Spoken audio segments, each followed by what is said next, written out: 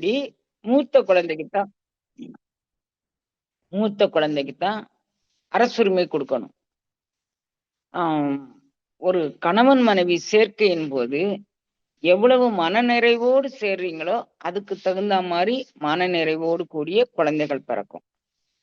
கருத்து வேறுபாடுற்று சேர்ந்தா, அந்த குழந்தைங்களும் அந்த கருத்து வேறுபாடுக்கு தகுந்த மாரி தான் பிறக்கும். இது சைக்காலஜிக்கல் ரீடிங் மட்டும் இல்ல குழந்தைங்களா. அனாட்டமியும், பேத்தாலஜிக்கல் ஸ்டடியும் இதே சொல்லுது. மருத்துவ ரீதியாகவும் இதே சொல்லுது. நம்ம உடற்கூறு ரீதியாகவும் இதே சொல்லுது. அப்போ நம்ம அது மாதிரி கணவன் மனைவி சேரும்போது வியாச பகவானுக்கும், அம்பிகைக்கும் பிறந்தவன் திருதராஷ்டிரன். வியாச பகவான பார்த்து கண்ண மூடிக்கிறா அம்பிகை. அந்த சூழ்நிலையில மகாபாரதம் நம்ம ஏற்கனவே பதிவேற்றம் பண்ணியிருக்கிறோம். நீங்க அதுல போய் சும்மா வீட்ல சோறாக்கிக்கிட்டு இருக்கும்போது, குழம்பாக்கிக்கிட்டு இருக்கும்போது, அதுல வீடியோ ஒரு 4 வீடியோ, 5 வீடியோ ஒரு நாளைக்கு கேட்டுறலாங்கண்ணு. அது மாரி நீங்க கேட்டீங்கன்னா, ஒரு 300 வீடியோக்கு மேல இருக்கும் அதுல. கேட்டீங்கன்னா, மகாபாரதத்த ஓரளவுக்கு புரிந்தவர்களாகும். மகாபாரதத்தினுடைய நுட்பம் எல்லாம் பெரிய நுட்பங்கண்ணு. அது அவ்வளவும் புரியுமா? அனுசாசன பருவம் அப்படின்னு ஒரு பருவம் இருக்கு. அதுல சொல்லக்கூடிய அவர் கதையெல்லாம் கேட்டா தலையெல்லாம் சுத்துங்கண்ணு. அந்த அளவுக்கு கர்மாக்கள் எப்படி வேலை செய்யுது? யாருக்கு வேலை செய்யுது? யாருக்கு வேலை செய்யாது? அப்ப நம்ம எப்படி வாழ்வியல்ல நடந்துக்கணும்? கணவன் மனைவி எப்படி நடந்துக்கணும்? குழந்தைகள எப்படி நடந்துக்கணும்? வேலையாட்கள் கூட எப்படி வச்சுக்கணும்? யார் கூட நம்ம பழகுனா நம்மளுடைய அறிவு மேம்படும். அந்த அனுசாசன பருவம் முழுவதும் அதுல சொல்லியிருக்கிறார் கண்ணு. அப்ப நீங்க இத விட நீங்க படிக்கிறதுல ஆர்வம் உள்ளவர்கள்னா, அ ஒரு தடவ படிச்சா புரியாது கண்ணு. இந்த சந்தனு மகாராஜாவுடைய பாரம்பரியம் ஒரு தடவ படிச்சா புரியாது.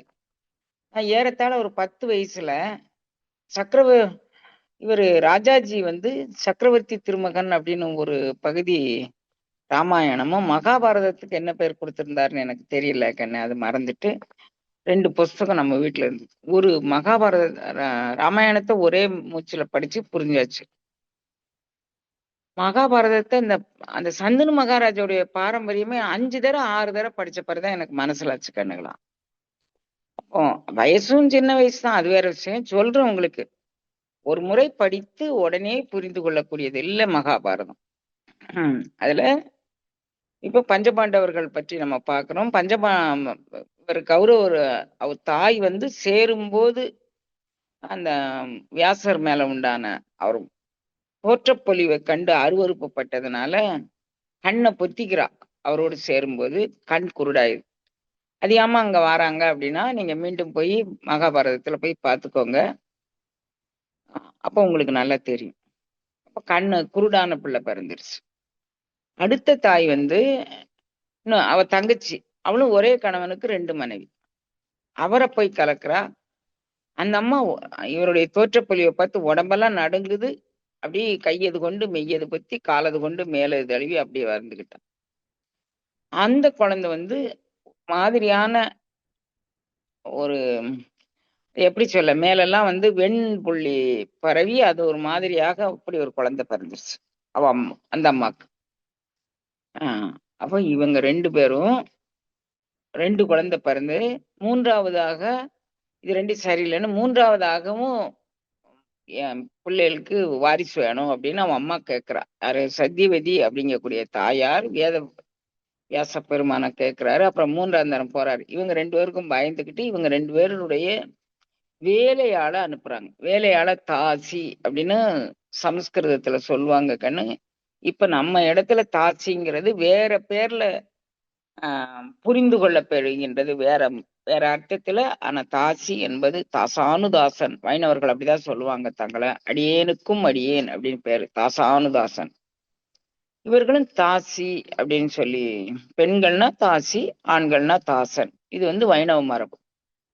அவங்க வேலையால அனுப்பிச்சு வச்சுறாங்க. அந்த அம்மா தான் ஒரு யோகியை புணரப் போகின்றோம்னு ரொம்ப மன நிறைவோடு போய் சேர்றாங்க. அவங்களுக்கு பிறந்த பையன்தான் விதுரன். விதுர நீதி அப்படின்னு இன்றளவும் உலக அளவுக்கு எப்படி பகவத்கீதை பேசப்படுகின்றது, அது மாதிரி விதுர நீதி இன்றளவுக்கும் பெருமையாக பேசப்படுகின்றது கண்ணு. இதுல இருந்து ஓரளவுக்கு நீங்க புரிஞ்சுக்கோங்க. இப்ப முதல்ல பிறந்தவன் இவன் தான், திருதராஷ்டிரன் தான். அவனுக்கு தான் அரசுரிமை போயிருக்கணும். கண் குருடனால கொடுக்க கூடாது. ஒரு குருடன் வந்து தன்னிடம் நியாயம் கேட்க வரக்கூடிய அன்பர்கள், பொதுமக்கள் இவர்களுக்கு பார்வை இல்லாம அவன் நீதி சொல்றது நல்லா இல்ல. ஒருவனுடைய பார்வை, அதாவது அருளமுதம். இப்ப நீங்க திரும்ப மகாபாரதத்துக்கும் அருளமுதத்துக்கும் என்னமா சம்பந்தம் அப்படின்னு நீங்க ஒரு கேள்வி கேட்கலாங்கன்னு. அருளமுதம் எங்கே பெறணும்? நெஞ்சில், கண்ணில், சிரசில் அப்படின்னு இப்ப இன்னைக்கு பாடத்துல நீங்க பாத்தீங்க. கண் வழியாவும் பார்க்கணும் ஒரு அரசன், மனது வழியாவும் பார்க்கணும் ஒரு அரசன். அதுக்கப்புறம் நியாயத்தை அறிவு வழியாக நின்று அனுபவத்தை உச்சந்தலையில் பதிய வைக்கணும். மீண்டும் சொல்றேங்கன்னு, ஒரு அருள் அனுபவத்தையோ அல்லது உலகியல் அனுபவத்தையோ கண் வழியாக பார்க்கணும். அப்புறம் நெஞ்சில், மன உணர்வுல இது நம்ம சொல்றது தப்பா ரைட்டா, மனத்தளவிலும் அதை பார்க்கணும். ரைட்டு. அதை வந்து அறிவளவில் சிந்திக்கணும். எப்பொருள் யார் யார் வாய் கேட்பினும் அப்பொருள் மெய்ப்பொருள் காண்பது அறிவு. யார் என்ன சொல்லியிருந்தாலும் அது வழியா நின்று நம்ம பார்க்கறது நல்லது. அப்போ இந்த மாதிரி நல்லதை தெரிஞ்சுக்கிட்டு அதை உச்சநிலையில் நிறுத்த வைத்து அனுபவ பாடமாக நம்ம ஆக்கணும். இதை இன்றைய திருமூலர் சொல்றாரு. திருதராஷ்டிரனுக்கு கண் வழியாக பார்ப்பதற்கு கண்ணு இல்ல, மனம் வழியாக பார்ப்பதற்கு அவனுக்கு அரசுரிமை இல்லை அப்படின்னு சொல்லிட்டாரு விதுர நீதி சொல்லிடுச்சு. நீ கண் தெரியாதனால நீ மக்களை சரியா பார்த்து உன்னால ஆட்சி பண்ண முடியாதுன்னு. அப்போ கண் வழியா பார்க்க முடியாதுங்கிறதுனால அவனுக்கு நெஞ்சில பொறாமை கூடி கொண்டுருச்சு திருதராஷ்டிரனுக்கு. இப்ப நம்ம வந்து இவங்களுக்கு மேலும் மேலும் பகைமை வளர்ந்தது. நீங்க இப்ப இதுல போய் படிச்சுக்கோங்க. பஞ்சபாண்டவர்கள் 5 பேரு, அதுக்கு பின்னாணில ஏகப்பட்ட கதை இருக்கு கண்ணு. நீங்க அதெல்லாம் வந்து இதுல பார்த்து புரிஞ்சுக்கோங்க. இந்த நாள் டெஸ்ட் பேபி, அப்புறம் வந்து வேற என்னென்ன பேர் வைக்கணுமோ அதை வச்சுக்கோங்க. பஞ்சபாண்டவர்கள் அவ்வாறு பிறந்தவர்கள் அப்படிங்கிற மாதிரி ஒரு விஞ்ஞானம் பூர்வமா நீங்க ஏத்துக்கணும்னா அப்படி நீங்க கூட நீங்க நினைச்சுக்கலாம். அந்த பஞ்சபாண்டவர்களுக்கும் இவர்களுக்கும் தகுதி வந்து தர்மனுக்கு தான் தகுதி இருக்கு. ஏன்னா திருதராஷ்டிரன் கண் தெரியாதவன் அப்படின்னால. திருதராஷ்டிரன் பையன் தர்மரை விட லேட்டா பிறந்துட்டான். இப்ப எல்லாம் கூட்டு குடும்பமா இருக்கிறாங்க. இதுல யாரு முதல்ல பிள்ளை பெற்றாங்களோ அவங்களுக்கு தலைமை பதவி கொடுக்கணும். இப்ப அதுல பிள்ளை பெற்றதுல தர்மன் முதல்ல பிறந்துட்டான். குந்தி தேவி முதல்ல குழந்தைய பெற்றுட்டான். அப்பமும் இவன் பின்னடையப்பட்டான். இவனுக்கும் கல்யாணம் ஆகி அவனுக்கும் கல்யாணம் ஆகி பிள்ளை பெறதுல அதுலயும் லேட் ஆயிட்டான். இங்க கண்ணு தெரியாம லேட் ஆயிட்டான். இது ஒரு சூதாக, ஒரு வஞ்சனையாக, ஒரு பொறாமையாக, ஒரு போராட்ட களமாக நின்று இவங்களை வந்து என்ன செஞ்சிருச்சு அப்படின்னு கேட்டீங்கன்னா, புறம் தள்ளியது. இவங்க மேல எப்படியாவது ஒரு தேவையில்லாத ஒரு தன்மையை ஏற்படுத்தி இவங்களை நம்ம ஊரை விட்டே துரத்திடணுங்க கூடியதுக்கு இவங்களுக்கு காரணம் எப்படின்னு கேட்டீங்கன்னா, சகுனி அப்படின்னு இவனுடைய தாய் மாமன். அவன் வந்து பேருக்கு தாய் மாமன்.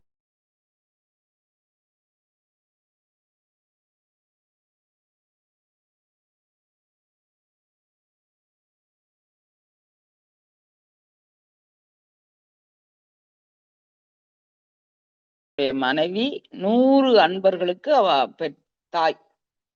காந்தாரி 100 பிள்ளைங்களுக்கும் தாய். புரியுதா குழந்தைங்களை அவங்களுக்கு நான் கதை சொல்றது? 100 பிள்ளைங்களுக்கு அவ தாய். திருதராஷ்டிரனுடைய மனைவி காந்தாரி.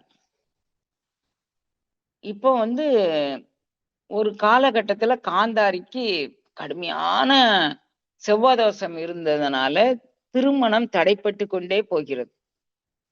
அப்போ அவங்க அப்பா சொல்றாரு, முதல்ல ஒரு நீ வந்து ஒரு ஆட்டுக்கு செவ்வாய் தோஷம் ரொம்ப வலுவா இருக்கு. செவ்வாய் கிரகத்தினுடைய இடம் எது அப்படின்னு கேட்டீங்கன்னா, செவ்வாய் கிரகத்தினுடைய இடம் மேஷம், அப்புறம் விருச்சிகம். இதுதான் செவ்வாய் கிரகத்தினுடைய இடம். அப்ப செவ்வாய் மேஷம் வந்து அந்த அம்மா மேஷத்துல பிறந்தவங்க மேசலக்கணத்துல.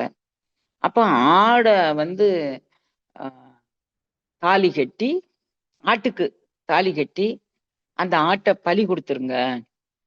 அப்போ வந்து உங்களுக்கு அந்த அம்மாவுக்கு முதல் கணவன் இறந்துட்டான், இனிமே 2வது கணவன் வர்றது நிலைச்சு நிப்பாம்னு ஜோதிடர் சொல்லியிருக்கிறாங்க. இவங்க அதே காரியத்தை கொண்டு இவங்க வந்து என்ன பண்ணிட்டாங்க, ஆட்டுக்கு கல்யாணம் கட்டி அப்புறம் அந்த ஆட்டை கொன்னுட்டு இந்த பொண்ண கல்யாணம் கட்டி கொடுத்துட்டாங்க. இது வந்து பிற தேசத்துக்கு தெரிஞ்சா உன் மரும பீஷ்மாச்சாரியார் அப்படின்னு அவங்களுக்கு அவர்தான் இந்த வாரிசு உரிமைதாரரே அவர்தான். அவர் அவ அப்பாவுக்கு ஒரு வரட்டு கௌரவம் கொடுத்து, வரட்டு நிலை கொடுத்து, நான் வந்து இந்த கல்யாணமே பண்ணிக்க மாட்டேன், அவ அப்பா வந்து அவ அம்மா கங்கா பரமேஸ்வரி அவரை விட்டுட்டு போயிட்டான்னு. இந்த கதையெல்லாம் நீங்க ஒரு தடவை புரியாது குட்டிகளா, நல்லா கேட்டுக்கோங்க. அவ அம்மா வந்து கங்கா பரமேஸ்வரி பீஷ்மருடைய அம்மா. பீஷ்மருடைய அப்பா வந்து சந்தனு மகாராஜ் அப்படின்னு பேரு. அவர் வந்து கங்கா பரமேஸ்வரி அவரை விட்டு போனவும், நீங்க ஒரு விஷயம் நல்லா தெளிவா நினைவு வச்சுக்கோங்க கண்ணு. கங்கை மாதா, கங்கை வந்து எல்லாரையும் புனிதப்படுத்தக்கூடியவா. எல்லாரையும் புனிதப்படுத்தக்கூடிய கங்கா மாதா அவ கூட இணைஞ்சும் இவ காமம் புனிதமாகவில்லை. நம்ம ஒரு சத்சங்கம் கேட்டதுனாலயோ, ஒரு பயிற்சி வகுப்புக்கு போனதுனாலயோ, அல்லது பயிற்சியில நின்னதுனாலயோ நம்ம வந்து ஒருத்தர் வந்து பெரிய அளவுல நம்ம என்னத்தையோ சாதிச்சிருவோம், என்னத்தையோ அடைஞ்சிருவோம் அப்படின்னு கற்பனை கூட பண்ணாதீங்க ராஜா.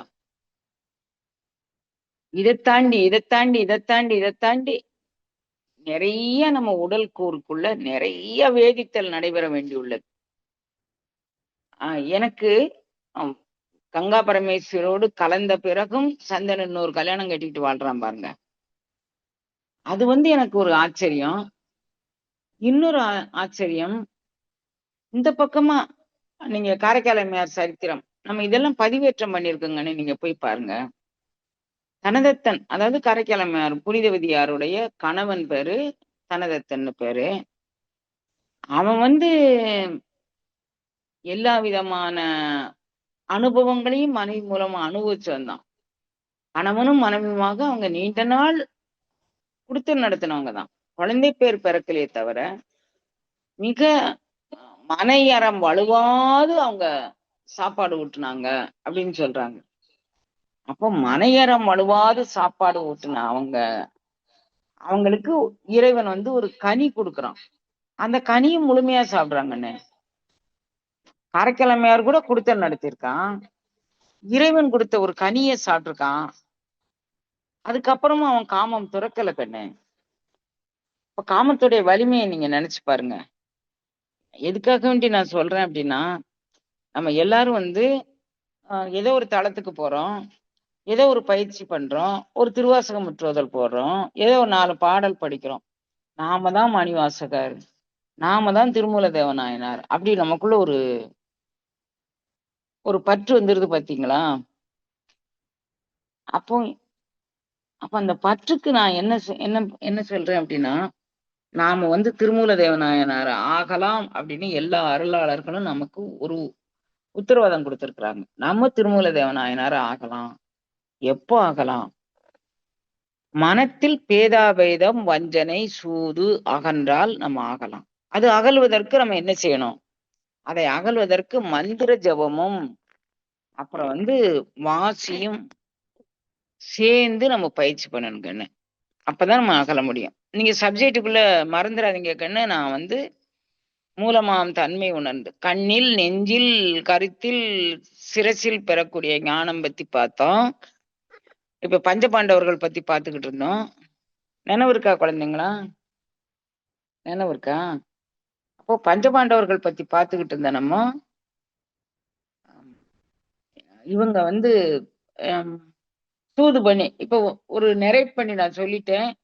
இந்த சூதுனால பஞ்சபாண்டவர்கள் திருமணமான பிறகு ஒரு விருந்துக்கு கூப்பிடுறேன் பேர் வழின்னு கூப்பிட்டு சூதாட்டம் ஆடி அவர்கள்ட்ட இருக்க சொத்தெல்லாம் பறிஞ்சிட்டு பஞ்சபாண்டவர்களை காட்டுக்கு அனுப்பிட்டாங்க கௌரவர்கள். சகுனி வந்து எதனால இதை செய்யறான் அப்படிங்கிறதுக்கு இந்த ஆட்டுக்கு தாலி கட்டி அறுத்துப்பட்டாங்கிற ரகசியம் பீஷ்மருக்கு தெரிஞ்சு போச்சு. பீஷ்மர் தான் அந்த அரசாட்சிக்கு உரியவரு. அவர் என்ன பண்றாரு, தன் மாற்று தேசத்து அரசர்கள் நான் ஒரு விதவைய கல்யாணம் கட்டினேன்னு சொன்னா அவங்களுக்கு தெரிஞ்சு போயிடும், அதனால இவங்களை ஜெயில போடுவோம் அப்படின்னு இவன் சகுனியோட அப்பா சகோதரர்கள் எல்லாரையும் ஜெயில போட்டார். இந்த காரணத்தினால் இவங்க எல்லாரும் ஜெயில இருக்கிறாங்க. இவங்களுக்கு ஒருவேளை சாப்பாடு தான் கொடுக்குறோம், சாப்பாடு ரொம்ப கொடுக்கல. இப்ப மாதிரி ஜெயில இருந்தா நான் நினைச்ச ஹோட்டல்ல போய் நினைச்ச சாப்பாடு வாங்கி நான் என் இடத்துல வந்து சாப்பிட்டுட்டு இந்த ஹோட்டல் சாப்பாடு தான் வேணும், இந்த ஹோட்டல் பிரியாணி தான் வேணும் அப்படின்னு இருக்கிற காலம் அல்ல அது. ஜெயில்னா ஜெயில் வாசமாவே இருக்கும். இப்போ வந்து ஜெயிலுக்குள்ள போயிட்டு இவன் என்ன பண்றான், இந்த சகுனி வந்து இருக்கிறதுலே புத்திசாலி சகுனி. நம்ம எல்லாரும் சாப்பிட்டு என்னடா கண்டோம், இந்த சாப்பாடை 3 வேளை உணவாக நம்ம சகுனிக்கு கொடுத்து அவனை விட்டு பீஷ்மரும் பீஷ்மாச்சாரியார் குடும்பமும் வேறும் வேறொரு மண்ணும் இல்லாமல் அழியணும்னு அவனை வளர்த்துருங்கடான்னு சொல்றான். இப்ப எல்லார் சாப்பாடும் அவனுக்கு கொடுத்தாச்சு. சகுனியை அதுக்காண்டி ஊட்டி வளர்க்கப்பட்டு சகுனி காலில் ஒரு குத்து விட்டுருதாங்கன்னு. சகுனி காலில் ஒரு குத்து விட்டுருதான், ஏக்கு விடுதான். அந்த எலும்பு வந்து நொறுங்கிருச்சு. இதுக்கு வைத்தியம் எடுத்துக்காத தம்பி, இந்த காலை நீ கெந்தி கெந்தி நடக்கும் போதெல்லாம் என் குடும்பத்தை ஜெயில போட்டவன், என் குடும்பத்தை வேற எடுத்தவன், அதனால நான் இவன் குடும்பத்தை வேற இருக்கணுங்கக்கூடிய நினைவு உன் மனதுல ஓடிட்டே இருக்கணும். வஞ்சனை எப்படி விதைக்கிறாங்க பாருங்க குழந்தை.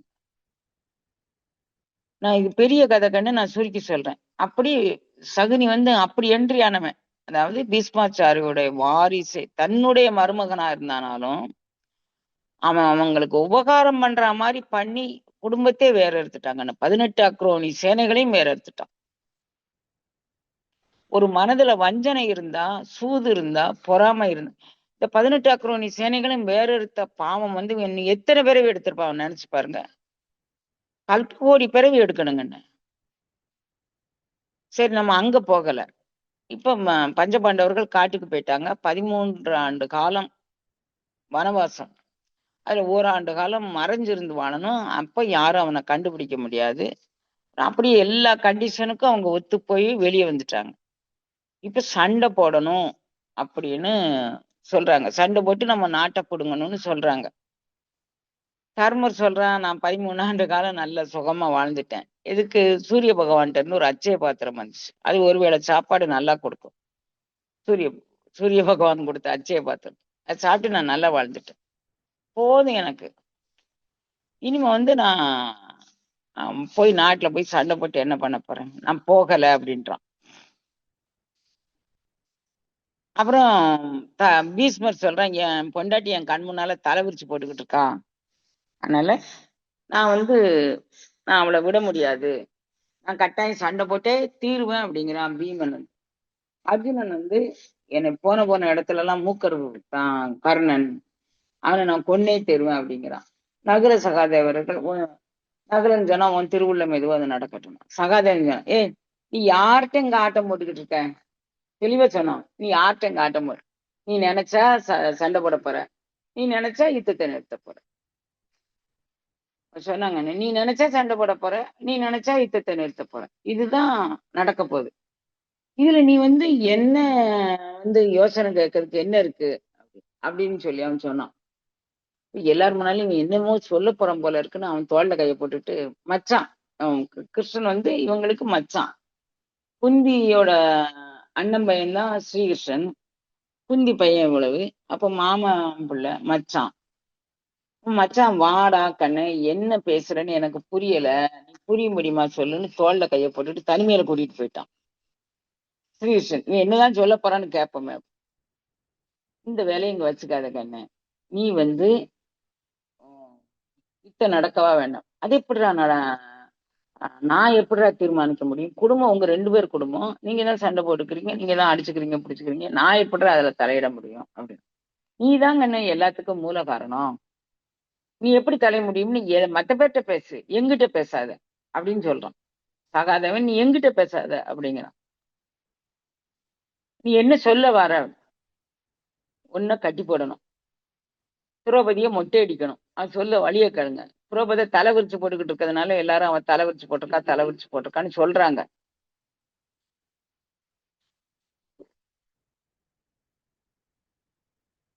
திரௌபதியை மொட்டை அடிச்சிடணும், ஒன்ன கட்டி போட்டுறணும், அர்ஜுனனை கொன்றணும். அர்ஜுனனுக்கும் கர்ணனுக்கும் வாழ்வா சாவாங்கக்கூடிய போராட்டம் ஜென்ம பகையாக இருந்து வருது. அப்ப அர்ஜுனனை கொன்னுட்டு திரௌபதியை மொட்டை அடிச்சுட்டு பொன்னிய கட்டி போட்டுட்டா மகாபாரத போர் வராது. கர்ணனை கூட்டு அவனுக்கு அபிஷேகம் பண்ணி வச்சிரு, ராஜ்யாபிஷேகம் அவனுக்கு பண்ணி வச்சிரு. இதுதான் உபாயம். இது நல்லா இருக்கடாடா, உங்க குடும்பமே சீரழிச்சிருக்கிறான், நீ கர்ணனுக்கு அபிஷேகம் பண்ணி வை அப்படின்னு சொல்ற. இப்போ என்னைய பழி வாங்குறியடா நீ? நான் ஒண்ணுமே செய்யலையே. ஏய், மூல காரணம் நீதான். என்கிட்ட இந்த கதையை விடாத. எல்லாம் ரைட்டு. கர்ணனை ராசி அபிஷேகம் பண்ண, அர்ஜுனனை கொன்றுவோம், திரௌபதியை மொட்டை அடிச்சு. என்ன எப்படிடா கட்டுவ?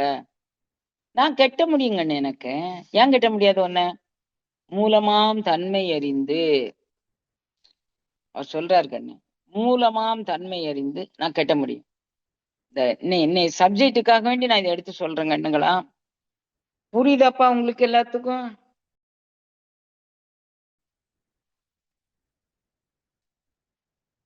தெரியலையே, புரியுதா புரியலையான்னு நான் சப்ஜெக்டுக்காண்டி சொல்றேன் ராஜு. புரியுதுன்னு சொல்றாங்க. புரியுதாமா? ரைட். அப்போ மூலமாம் தன்மை உணர்ந்து நான் செஞ்சேன். மூலமாம் தன்மை எப்படிடா உணர்வேன்? நான் உணர முடியும். நீ எதிராளி நிலை நான் உணர்ந்துக்கிறேன், இல்லாட்டி நான் பாவனை பண்ணி உணர்ந்துக்க முடியும் அப்படிங்கிறான். இப்போ இந்த பாடல், நம்ம நவாக்கரி பாடல்ல இத்தனைக்கான கான்செப்ட் நவாக்கரி பாடல்ல இருக்கு கண்ணு.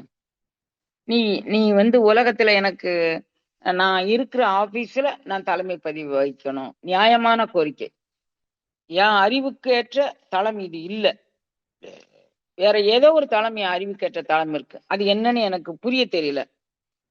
அப்போ நான் அறிவுக்கு ஏற்ற தளத்துக்குள்ள நான் நுழைய போறேன். அதுக்கு எனக்கு நீ உதவி செய்யணும். நவாக்கரி உதவி செய்யணும். எனக்கு திருமண வயதை கடந்தும் திருமணம் நடக்கல. நான் என்ன பண்ணணும்? உன் வினையை உன்னை கொண்டே கழிக்க வச்சு உனக்கு வேண்டிய பலனை தந்துடும். உன் வினையை உன்னை கொண்டே கழிய வச்சு உனக்கு வேண்டியதை தந்துடும். திருமணத்துக்கு ஆசைப்பட இல்ல, சமாதானமா ஆக்கிட்டு நான் எப்படியும் எத்தனை பிறவி எடுத்தனாலும் பிள்ளை பெற போறேன், சாப்பிட போறேன், தூங்க போறேன், இதுதானே செய்ய போறேன். வயது கடந்துருச்சு, நான் என் நிலையில் நிக்க போறேன். அதுக்கான கருணையும் அது செய்யும். நம்ம தான் தீர்மானிக்கணும் கண்ணு. நம்ம தான் நம்மளுடைய பயிற்சி, முயற்சி அனைத்தையும் நாமே தீர்மானிக்க வேண்டும். இப்ப நீங்க என்ன பண்றீங்க? இந்த ஸ்ரீகிருஷ்ணனை வந்து எதிரால நிறுத்தி வச்சுக்கிட்டு மூலமாம் தன்மை உணர்ந்து நம்ம நெற்றி மண்டலத்துக்கு மத்தியில அவனை நிறுத்தி வைத்து கொண்டு நவாக்கரியோ, பைரவியோ, பஞ்சாக்கிரமோ, எது உங்களுக்கு சாத்தியமோ, எது உங்களுக்கு சுலபமாக சித்தியாயிருக்கோ அதை கொண்டு அவனையும் நம்மையும் பிணைத்து கொள்ள முடியுங்கன்னு. அது அற்புதமான ஒரு நிலை. அது யோகத்தினுடைய உச்ச நிலை. அது இவன் அவனுடைய நிலையை கட்டிப்பட்டான். அவன் 1000 உருவம் எடுக்கிறாங்கன்னு ஒண்ணு நகல முடியல. 1000 உருவமும் இவனுக்கு கட்டுப்பட்டு நிக்கு. 1,00,000 உருவம் எடுக்கிறான், 1,00,000மும் இவனுக்கு கட்டுப்பட்டு நிக்கு. அவனால மூவ் பண்ண முடியல. கண்ணு விட்டுடா. யார் கேட்கா? பகவான் கேட்கிறான் அடியவன்ட்ட. கண்ணு விட்டுருக்கண்ணு, விட்டுருக்கண்ணு. எப்படி விடுவேன்? எப்படி விடுவேன்? பஞ்சபாண்டவர்கள் 5 பேரையும் காப்பாத்தி தரேன்னு ஒரு உத்தரவாதம் கொடு, விட்டுரு. சரிடா, பஞ்சபாண்டவர்கள் 5 பேர் எது விதியானாலும் எது வினையானாலும் செஞ்சிடறேன்டா. அதுக்கு அவங்க கொடுத்த விலை என்ன? இளம் பஞ்சபாண்டவர்கள் 5 பேரும் அங்க செத்து போனாங்க. இவங்களுடைய வாரிசு ஒண்ணு உத்தரகுமாரி வயித்துல வளருது. அதுவும் அந்த அஸ்வத்தாமனுடைய அந்த பிரம்மாஸ்திரம் வேற, பிரம்மஸ்ரஸ் வேற. அது பட்டு உத்தரகுமாரியோட வயிற்றுல வளரக்கூடிய அந்த கருவை சிதைச்சிருச்சுக்கன்னு இவ்வளவு விலை கொடுத்து பஞ்சபாண்டவர்களுடைய உயிரை தக்க வச்சிருக்கிறாங்க. அதனால என்ன பிரயோஜனங்க? நீங்க நாடாளுனா அதுல என்ன சந்தோஷம் இருந்திருக்க முடியும்னு நினைச்சு பாருங்க. இளம் பஞ்சபாண்டவர்களுக்கு பட்டம் கட்டுவோம் அப்படி இப்படி இதை நினைச்சுத்தானே இவங்க இதெல்லாம் செஞ்சிருப்பாங்க. ஒண்ணும் தெரியல. அப்ப நம்ம என்ன நினைக்க வேண்டி இருக்கு அப்படின்னா, நம்ம மனதுல வஞ்சனை கொஞ்சம் சாயாதம்மா, நம்ம மனதுல வஞ்சனை, சூது, பொறாமை நீங்கணும். நெட் கான்செப்ட் அது. அப்படி அதை நீங்கின பிறகு அடையக்கூடிய அருள் அனுபவங்கள் தான் நம்ம ஞானத்தை தரும், நம்மகிட்ட விட்டு காமத்தை தரும். நான் உங்ககிட்ட மீண்டும் மீண்டும் சொல்றேங்கன்னு, கங்கை கூட குடுத்தரை நடத்திட்டு சந்தனு மகாராஜா இன்னொரு கல்யாணம் நடத்திக்கிட்டான். காரைக்கால் அம்மையார் கூட குடுத்தரை நடத்திக்கிட்டு தனதத்தன் ஒரு கல்யாணம் கட்டிக்கிட்டான். அப்போ காமம் இவ்வளவு வலிமையானது. அதை வெல்வதற்கான முயற்சியில ஈடுபடக்கூடிய நம்ம கத்தி முனையில நடக்கிற மாதிரி நடக்கணுங்க. ஆண்கிட்ட பழகும்போது எப்படி பழகணும், பெண்ணிட்ட பழகும்போது எப்படி இருக்கணும். ஆடவருக்கு ஆடவர் கூட சில இன்ஃபேச்சுவேஷன் ஏற்படுங்கன்னு, பெண்ணுக்கு பெண் கூட சில இன்ஃபேச்சுவேஷன் ஏற்படுங்கன்னு. நம்ம எப்படி நடக்கணும், நாம எப்படி இருக்கணும், நம்மளுடைய நடை, உடை, பாவனை அனைத்திலும் நம்ம ஒழுக்கத்தை கடைபிடிக்கணும். பொய்படா ஒழுக்கம் அப்படிங்கிறார் கண்ணீதா வள்ளல் பெருந்தகை. பொய்படா ஒழுக்கத்துல நின்று கடைபிடிக்கக்கூடிய இந்த ஞானம் சரணாகதியோடும் வாசியோடும் மந்திரங்களோடும். ஒரு அடி அடிச்சா போறாது கண்ணு. நான் வாசி மட்டும் பழகிக்கிறேமா, சத்தியமா நம்ம எதையும் சாதிக்க முடியாது. நான் மந்திரம் மட்டும் பழகிக்கிறேமா, சத்தியமா நம்ம எதையும் சாதிக்க.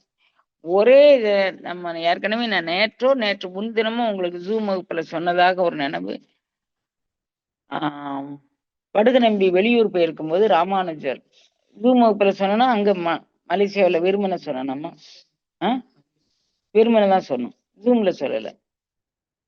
ஜூம்ல சொன்னதா எனக்கு நினைவு இருக்கு கண்ணு. இப்ப மீண்டும் நான் கான்செப்ட் சொல்றேன். ராமானுஜருடைய சீடர் பேரு வடுக நம்பின்னு பேரு. வடுக நம்பி ராமானுஜருக்கு தன்னலம் கருதாத ஒரு தொண்டு செய்யறார். இப்போ வடுக நம்பியோட ஒரு அவசர தேவை காரணமாக அவர் வெளியூர் போக வேண்டியது வந்துருச்சு. இவருக்கு ஒரு அசிஸ்டன்ட் ஏற்பாடு பண்ணிட்டு போறாரு. அப்புறம் எப்பவுமே குரு சேவை பண்றவங்க நியமமா இருக்கணும், தன் நிலை இழக்கக்கூடாது, பஞ்சசம்ஸ்காரம் அவங்க கட்டாயம் செஞ்சிருக்கணும். இப்ப பஞ்சசம்ஸ்காரம் அவருக்கு ராமானுஜரே செஞ்சு கொடுக்கிறார். பஞ்சசம்ஸ்காரம் செஞ்சுட்டு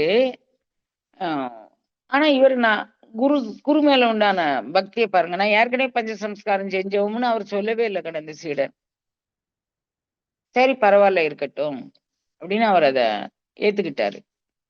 அப்புறம் அங்கிருந்து வந்த உடனே வடுகு நம்பிட்டு அவர் சொல்றாரு, நீ கொண்டு விட்ட ஆளுக்கு நான் பஞ்சசம்ஸ்காரம் பண்ணினேன். ஏற்கனவே சம்ஸ்காரம் பண்ணாத ஒருத்தரை நான் எப்படி ஐயா உங்களுக்கு தொண்டு செய்ய வைப்பேன்? நான் சம்ஸ்காரம் குடிச்சுதான் அவர் தொண்டுக்கு வந்திருக்கிறாரு அப்படின்னு. ஐயோ நானும் கொடுத்துட்டேனே, நீ கொடுத்தே தெரியாம அப்படின்னு சொன்னேன். அப்போ வடுக நம்பி சொல்றாரு, இல்ல ஒரு சம்ஸ்காரம் பத்தாது. இல்லறத்துல கிடந்து உழல்றவங்களுக்கு எந்த வகையிலெல்லாம் துன்பம் வரும்னு சொல்ல முடியாது கண்ணு. நான் இப்ப ராமானுஜருக்கு ஆயிரக்கணக்கான போற இடத்துல எல்லாம் பக்தர்கள் கண்ணு, ஆயிரக்கணக்கான பக்தர்கள். அப்போ அந்த ஆயிரக்கணக்கான பக்தர்களும்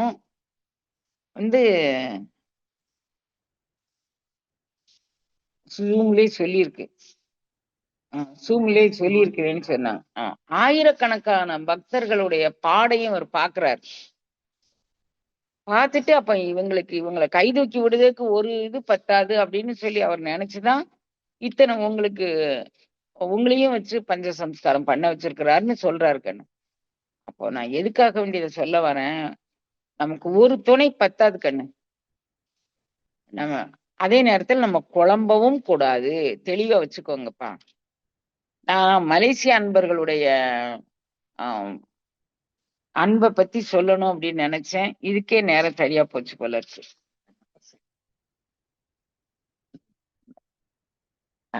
நான் வந்து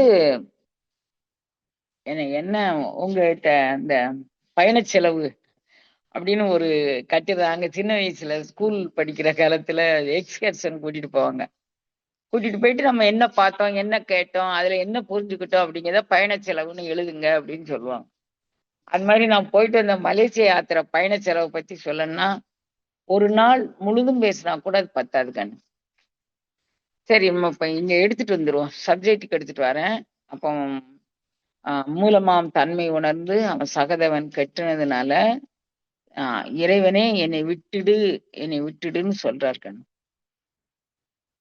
அப்ப நம்ம வந்து இறைவனை பிடித்து கொண்டோமானால் எல்லா எல்லா பொருளும் நமக்கு வசமாயிரும். நம்ம வசிய மந்திரம்னு தனியா சொல்ல வேண்டாம். இறைவன் தான் நமக்கு வசிய மந்திரம். அத நவாக்கரில முழுவதும் நம்ம பார்க்கிறோம். சிவைய நம, சிவைய நம, சிவைய. இப்ப நமக்கு எல்லாரும் ம், கைங்கரியம். இப்ப எல்லாரும் நம்மட்ட என்ன என்ன கேட்கறாங்க அப்படின்னா, அம்மா நாங்க வந்து தீட்சைன்னு ஒண்ணு சொல்றாங்க. அ அந்த தீட்சை அதாவது தீட்சைங்கிறது ஒரு குறுமுகமாக பஞ்சாட்சர மந்திரத்த நாம ஏத்துக்கிறதுக்கு பேர் தீட்சை அப்படின்னு பேரு. புரிஞ்சுக்கோங்க. அப்படி மாரி ஏத்துக்கிட்டா தான் உங்களுக்கு நீங்க செய்யக்கூடிய பயிற்சிகள் பலனளிக்கும். அப்படி இல்லன்னா அது பலன் அளிக்காது. அ தேவையில்லாம நீங்க வாசி அது இதுன்ட்டு நீங்க அதுல போய் உங்க பொழுத வீணாக்காதீங்க. முறைப்படி ஒரு ஞான குருட்ட, ஞானாசிரியன்ட்ட தீட்சை வாங்கிக்கோங்க அப்படின்னு சொல்றாங்க கண்ணு. அப்படி சொல்றதாக என்கிட்ட அன்பர்கள் கேட்கறாங்க. அம்மா தீட்சை வாங்குனா தான் ஞானம் கிடைக்குமா? தீட்சை வாங்குனா தான் மேல்நிலை அனுபவங்கள் பெற முடியுமா? அப்படின்னு சொல்லி கேட்கறாங்க என்கிட்ட. அப்ப நான் வந்து நீங்க குழம்பிய நிலையில் நிக்கக் கூடாது அப்படிங்கிறதுக்காண்டி விளக்கம் சொல்றேன்.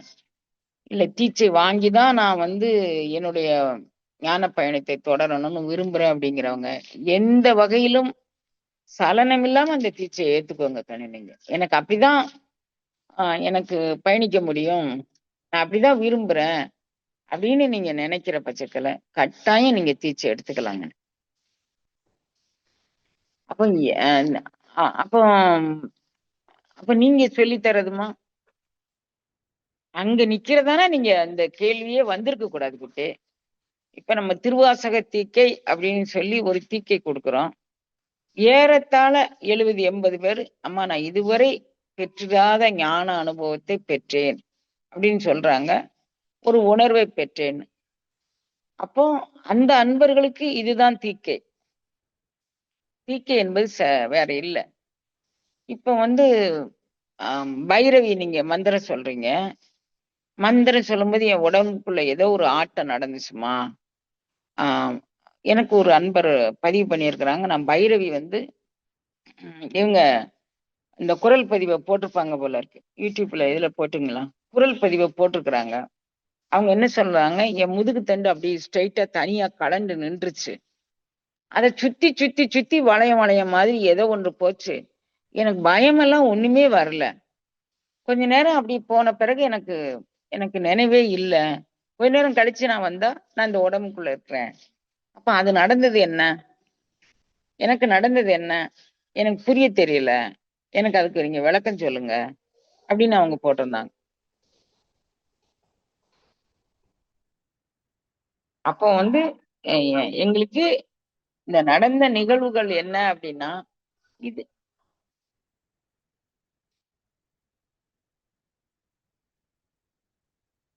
நம்ம அ பக்கத்து தோட்டத்துல ஓங்கார ஓங்காரம் விடுகின்றன.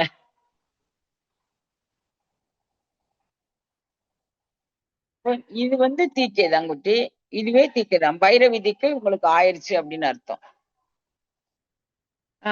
நவாக்கரி தீட்சை உங்களுக்கு ஆயிருக்குன்னு அர்த்தம். நவாக்கரி சொல்லும் போதுமா என் உச்சந்தலைக்கு மேல சதாவும் எப்போதாவது இருந்த உணர்வு, இப்ப நான் 170 நாள் நான் பயணம் பண்ணின பிறகு சதாவும் எனக்கு அந்த உணர்வு இருக்கு அப்படின்னு சொல்றேன்.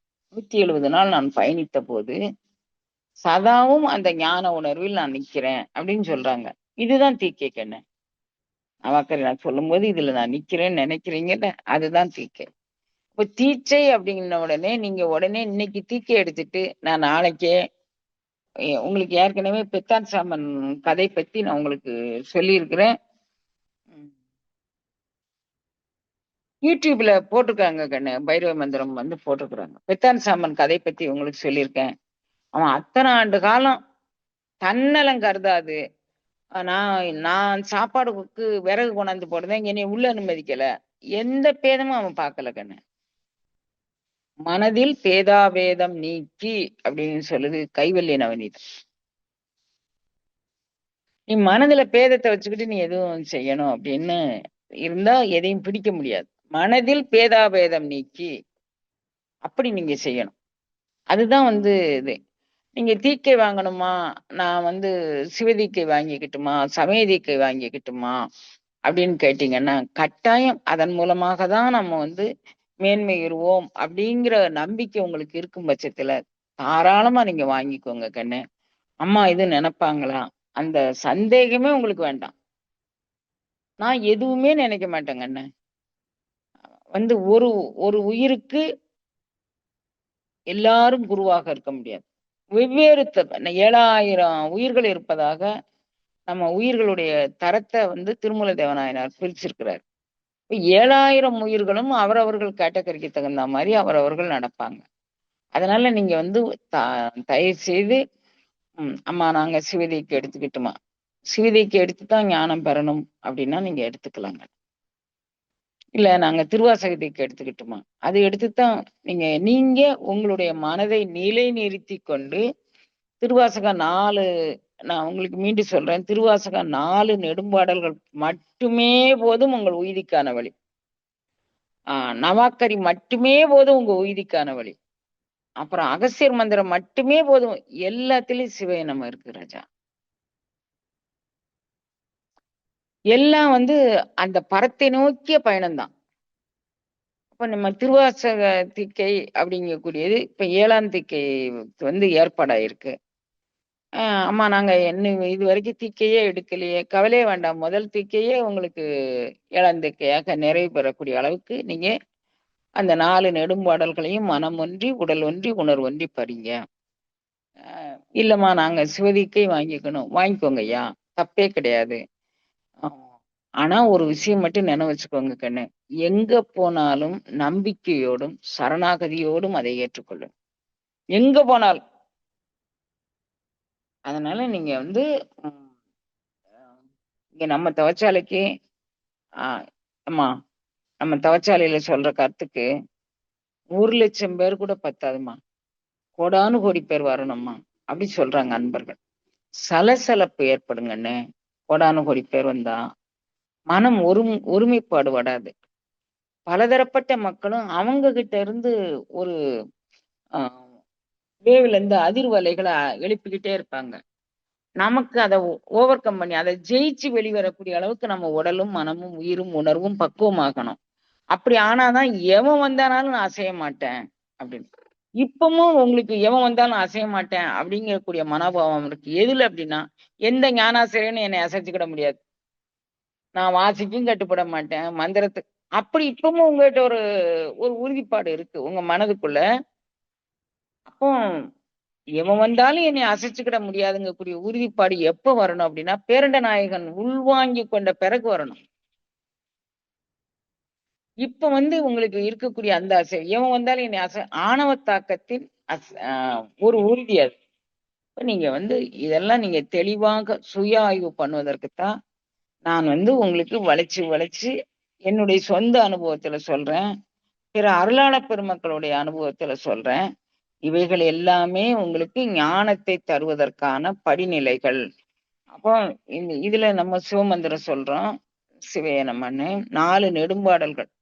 யாரேனும் அத படிக்கிறதுக்கு விடுபட்டு போயிருக்க கூடாதுங்கிறதுக்காக வேண்டி இங்க உங்களுக்காண்டி ஒரு கும்பத்தை ஏத்தி அதுல வந்து அந்த கும்பத்துல தொடர்ந்து அந்த நெடும்பாடல்களை உரியேத்தி வரோம்.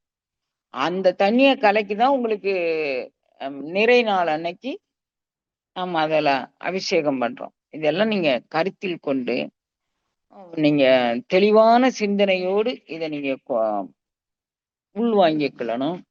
ஆ, இப்ப உங்களுக்கு ஏதேனும் சந்தேகம் இருந்தா கேளுங்க தங்கங்களா. அப்படி இல்ல அப்படின்னா, நான் வந்து ஒரு சின்ன கருத்து. இப்ப இதுல இருக்கிறவங்க எல்லாருக்கும் கண்ணப்ப நாயனார் சரிதம் தெரியும் அப்படின்னு நான் நம்புறேன். ஆ, தெரியாட்டி ஷார்ட்டா உங்களுக்கு நான் சொல்றேன்.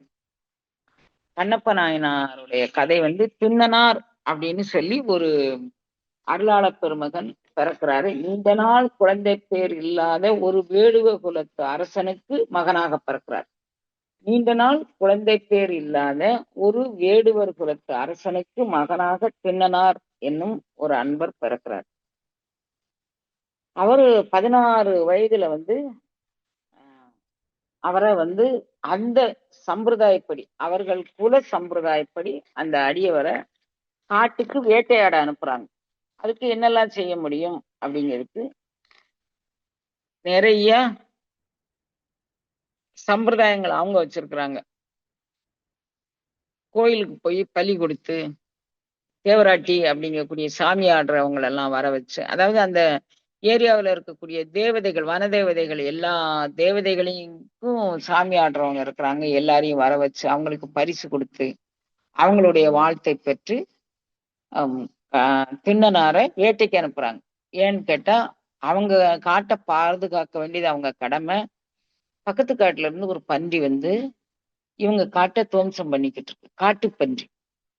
காட்டுப்பன்றிகளுடைய இதெல்லாம் பார்த்தா கொம்பு இதெல்லாம் பார்த்தா இங்க கூட காட்டு நம்ம பக்கத்து தோட்டத்துல உண்டான நாய்கள் எல்லாம் 2 நாய்களை காட்டுப்பன்றி கடிச்சே கொன்றுச்சு.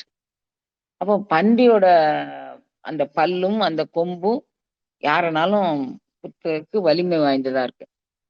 ஆஹ்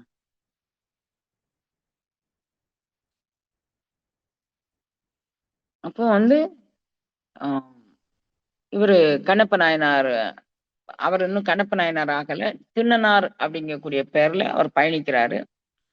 அவரை வந்து தேவராட்டிகள் எல்லாருமே வந்து உரிய முறைப்படி எல்லா விதமான சாமியாட்டம், கொட்டு, மேளம், தாளம், தப்பட்டை எல்லாம் போட்டு அவங்கள உரிய வகையில தாலாட்டு பண்ணி அனுப்பிச்சு வச்சிடுறாங்க. அப்ப இதுதான் முதல் வேட்டை. இதுதான் மு- முதல் வேட்டை மட்டுமல்ல, முக்திக்கான வேட்டையும் அதுதான். அதுக்கு பிறகு இவர் நம்ம வேட்டைக்கு போறது இல்ல. இப்ப கன்னி வேட்டையே கடவுளை உள்வாங்கும் வேட்டையாக அவருக்கு அமைஞ்சு போச்சு. எல்லாரும் அனுப்புறாங்க. இவங்க பக்கத்து தோட்டத்துல இருந்து வந்த அந்த பன்றி வந்து நம்ம நம்ம தோட்டத்தை சேதப்படுத்துது, நம்ம காட்ட அப்படின்னு சொல்லவும் அந்த திண்ணனார் அப்பா சொல்றாரு, கண்ணே எனக்கு வயசாகி போச்சு, பையன் 16 வயசு வந்துட்டாரு, நீங்க அவரை போய் அப்ரோச் பண்ணி முறையாக அவருக்கு பட்டம் சுட்டி நீங்க அவரை கூட்டிட்டு போங்கவும், எது அந்த கால சம்பிரதாயமோ அதுபடி நின்று எல்லாத்தையும் கூட்டிட்டு போறாங்க.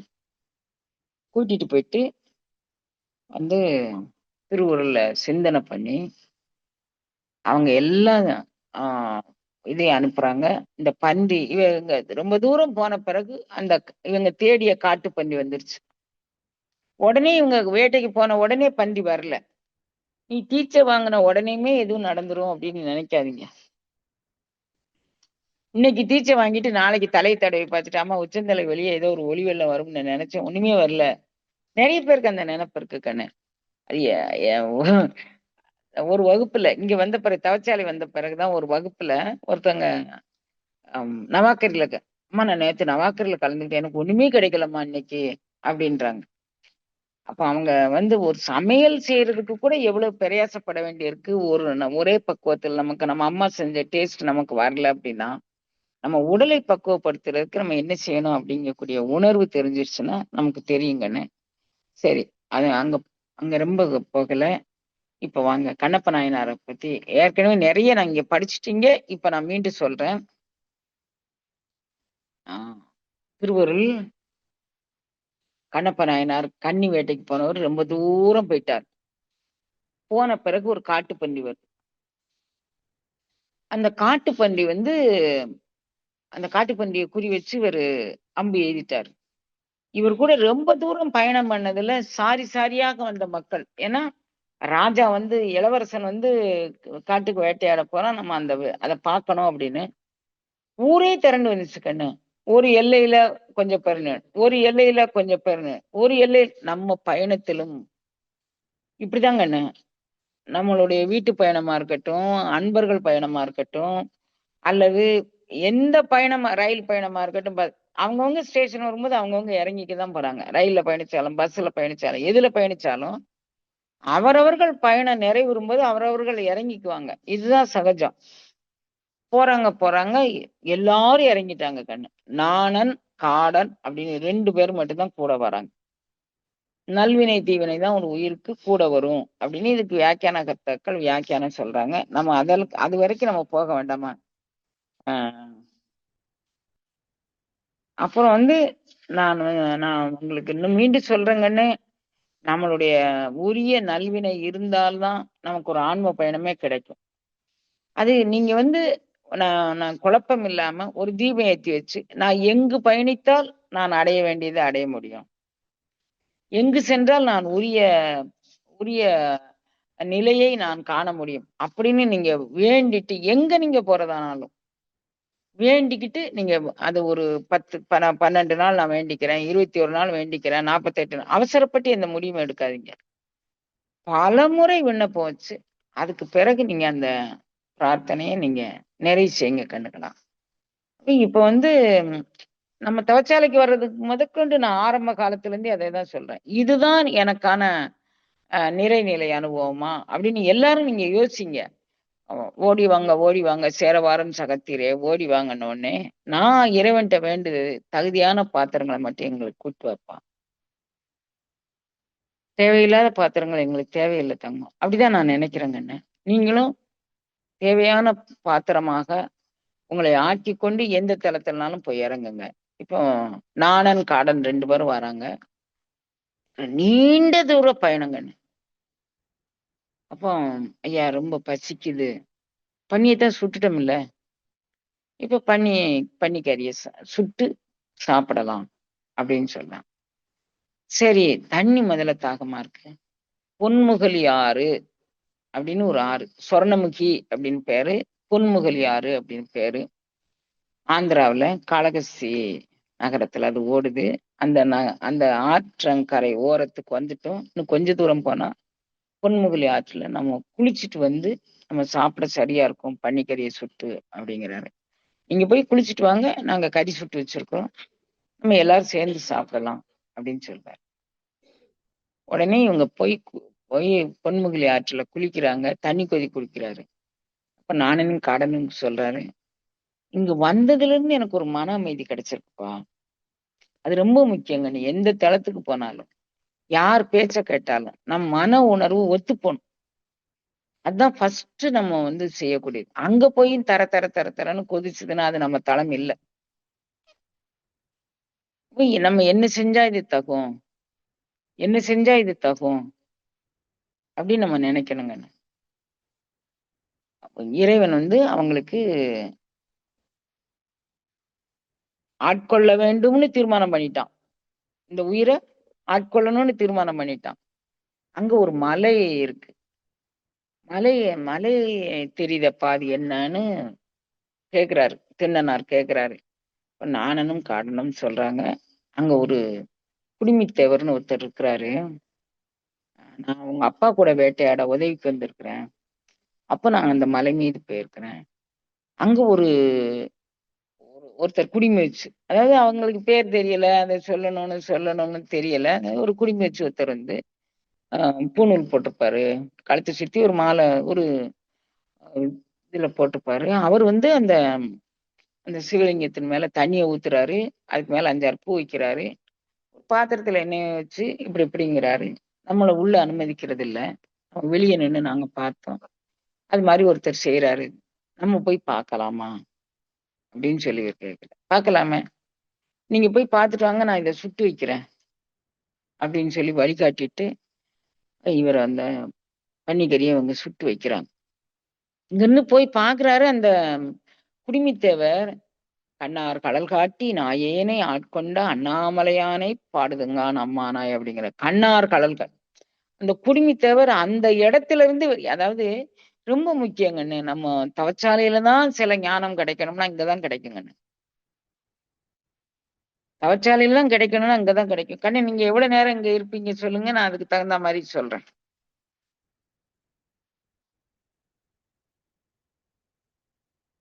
யாராவது சொல்லுங்களேன், எவ்வளவு நேரம் சொல்லணும்னு.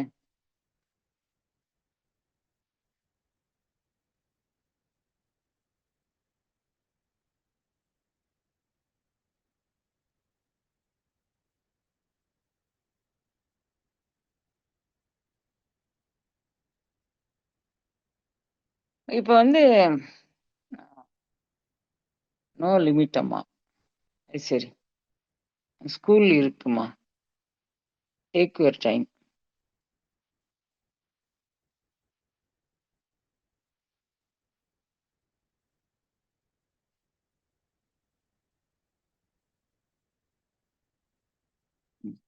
சரி தங்கங்களா. இப்போ ஒரே ஒருத்தங்களுக்கு ஸ்கூல் இருக்கு அப்படின்னு போட்டுக்கிறாங்க.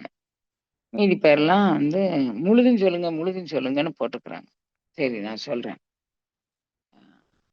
என்ன என்ன சொல்றாரு, எங்கே எப்போது அப்படிங்கிறது ஒரு லிமிட் இருக்கு கண்ணு. ஒரு ஆன்மாவை ஆட்கொள்ளும் போது, இப்ப நான் உங்களுக்கு புரியிற பாஷையில சொன்னா உலகாயதமா நான் சொல்றேன். ஒரு திருமணம் நடக்கு. திருமணத்துக்கு சப்தபதி சாங்கியங்கள்னு சொல்லுவாங்க. அம்மி மிதிக்கிறது, அருந்ததி பாக்குறது, இந்த அப்பளஞ்சித்தி பூ அப்பளமா ஏதோ ஒண்ணு சுத்தி போடுவாங்கன்னு நான் நம்புறேங்கன்னு. அரிசினால இந்த ப பச்சரிசி பொங்கி அதுல ஏதோ ஒரு கொழுக்கட்டை மாரி செஞ்சு அத வச்சு தலைய சுத்தி என்னென்னமோ நடக்குங்கண்ணே. எனக்கு சம்பிரதாயமா நான் படிச்சிருக்கேனே தவிர, எங்க அக்கா கல்யாணம், எங்க அண்ணன் கல்யாணம் எதுவுமே நான் பார்த்ததில்ல. தம்பி, தங்கச்சி எங்க கல்யாணத்துக்கு நான் போனதும் இல்ல, பார்த்ததும் இல்ல. சம்பிரதாயங்கள் எனக்கு கொஞ்சம் கொஞ்சம் தெரியும். ஏன்னா, இதுக்கு இந்த பந்தலுக்கு பொங்கல் வைக்க, அப்புறம் திரும்ப பந்தல எடுக்கும்போது ஒரு பொங்கல் வைப்பாங்க. அதெல்லாம் எனக்கு சம்பிரதாயங்கள் தெரியுமே தவிர, மற்றபடி நான் நேர்ல நின்னு இந்த கல்யாண சம்பிரதாயங்கள் நான் பார்த்ததில்ல. இருந்தாலும் நான் உங்களுக்கு புரியும்னுங்கிறதுக்காக வேண்டி நான் சொல்றேன். அப்ப இவங்க வந்து இவரு எங்க வச்சு எப்போது கல்யாணம் நடக்கு? எல்லா சப்தவிதி சாங்கியம்லாம். ஆனா கணவன் மனைவி சந்திச்சுக்கிறதுக்குன்னு ஒரு நேரம் பார்ப்பாங்க பாருங்க. இப்ப எல்லாமே தறிகெட்டு போச்சு கண்ணு. ஆ, உங்களுக்கு எப்படிம்மா அது தெரியும் அப்படின்னா? என்கிட்டயே கேட்க வருவாங்கல்ல. என்கிட்ட தூக்கிட்டு வருவாங்கல்ல பொருத்தத்த. அதனால எனக்கு தெரியுங்கன்னு. அ அப்போ வந்து அந்த எந்த எந்த இடத்துல வீட்ல வைக்கணும்? என்ன வைக்கணும்? எப்போது வைக்கணும்? கணவன் மனைவி சந்திப்புக்கு கண்ணு. அது மாதிரி ஒரு குரு சீடர், ஒரு ஞான அனுபவம் அவர்கள் பெறுவதற்கும், அவர்கள் ஏற்றுக்கொள்வதற்கும், இறைவன் கொடுப்பதற்குமான ஒரு ஞான நிலை தனியா இருக்கிறாச்சு. நான் வந்து உங்களுக்கு எல்லாத்துக்கும் கடந்த முறை உங்ககிட்ட சொல்லியிருக்கிறேன். மூச்ச வெளிய விட்டுட்டு உள்ளிழுத்து கும்பிங்க அப்படின்னு சொல்லியிருக்கிறேன். திருமூல தேவநாயனாரும் அதே கருத்த பதிவு பண்ணியிருக்கிறாரு. ம். இந்த இத வந்து ஔவையம்மா பிரதானமா பதிவு பண்ணியிருக்கிறாங்க. திருமூல தேவநாயனார் 2, 3 பாடல்கள்ல அவர் பதிவு பண்ணியிருக்கிறாரு. இது சுலபமான வழி அப்படின்னு சொல்லியிருக்கிறாரு. ஆ அப்ப அதுக்கான மந்திரங்களும் நான் உங்களுக்கு ஒரு மந்திரம் சொல்லியிருக்கிறேன். தூலத்தையும், சூக்குமத்தையும் பிரிக்கிறதுன்னு. இப்போ வந்து நானு மலேசியா போயிருந்தேன்ல. மலேசியா போயிருக்கும்போது ஒரு இடத்து வழியா கூட்டிட்டு போனாங்க என்ன. கூட்டிட்டு போம்போது பார்த்தா நம்ம உங்களுக்கு மோர் ஆர் லெஸ் நான் சொல்ற இடம் வந்து நீங்க எல்லாருமே பயணப்பட்ட இடமா தான் இருக்கும். எதுன்னு கேட்டீங்கன்னா, நம்ம ராமேஸ்வரம் பாம்பன் பாலம் இருக்கு பாருங்க.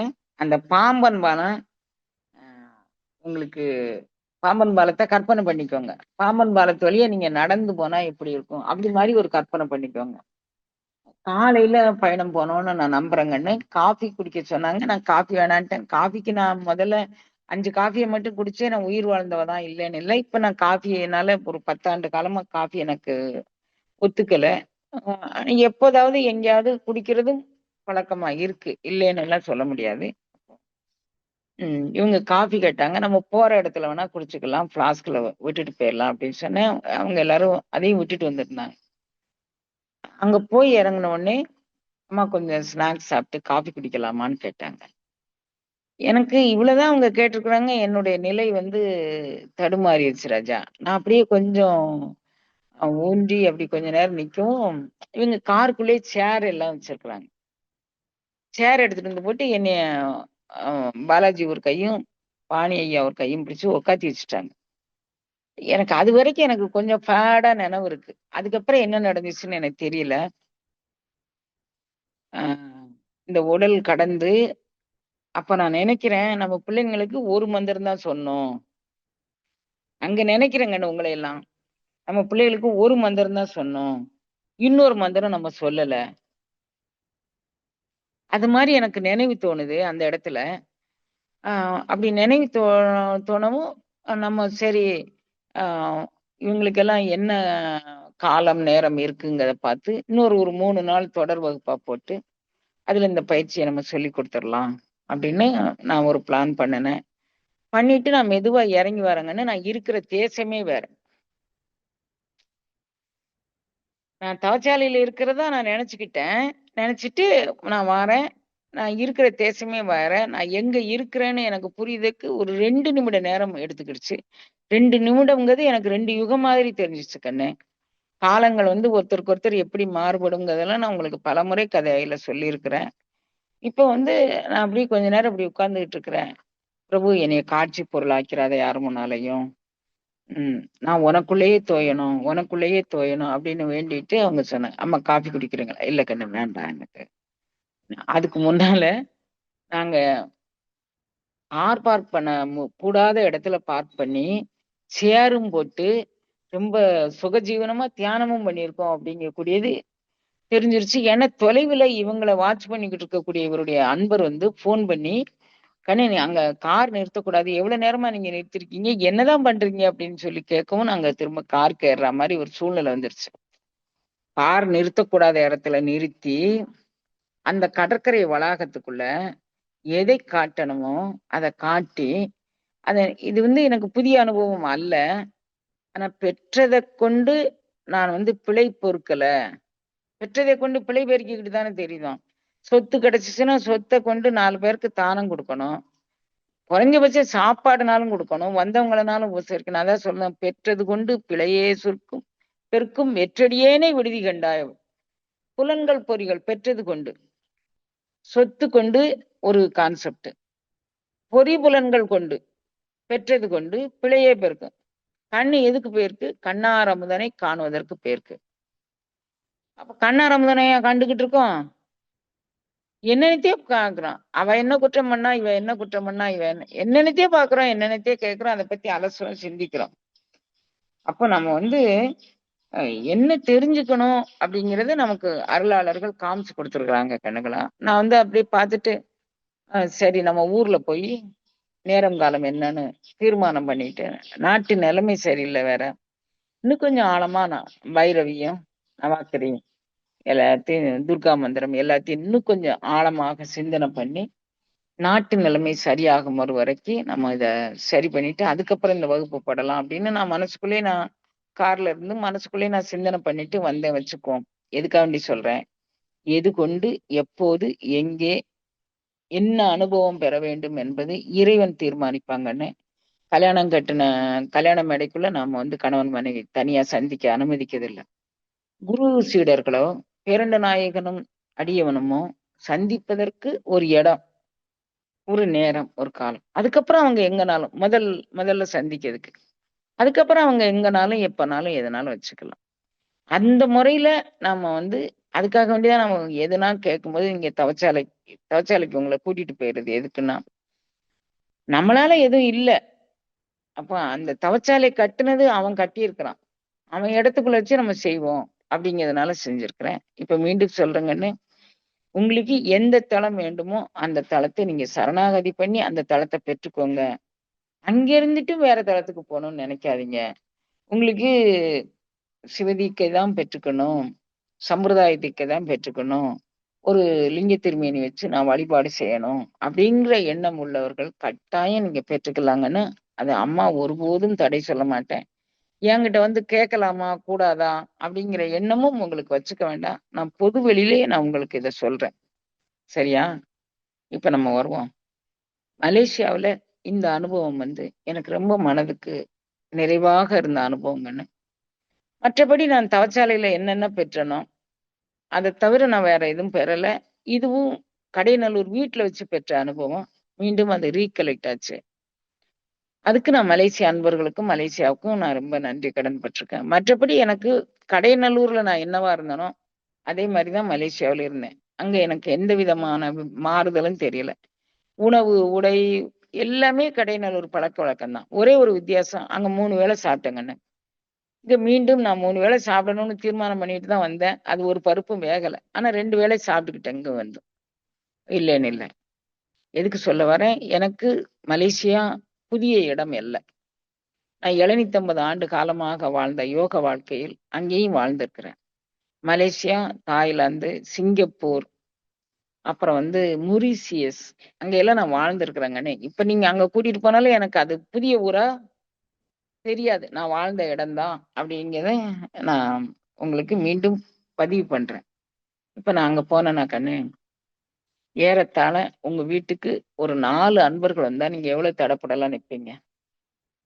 எவ்வளவு கண்ணப்ப நாயனார கண்ணப்ப நாயனார் பரிபக்குவம் அறிஞ்சு இப்ப கான்செப்டுக்கு வருவோம். கண்ணப்ப நாயனார் பரிபக்குவம் அறிஞ்சு மேல வந்து குடுமித்தேவர் இருக்கிற இடத்துல வச்சு குடுமித்தேவர் காட்டாதன எல்லாம் காட்டினான். சிவம் காட்டினான். யாருக்கு? நாணன் காடன் கூட வந்திருக்கான். அவங்களுக்கு காட்டல கண்ணு.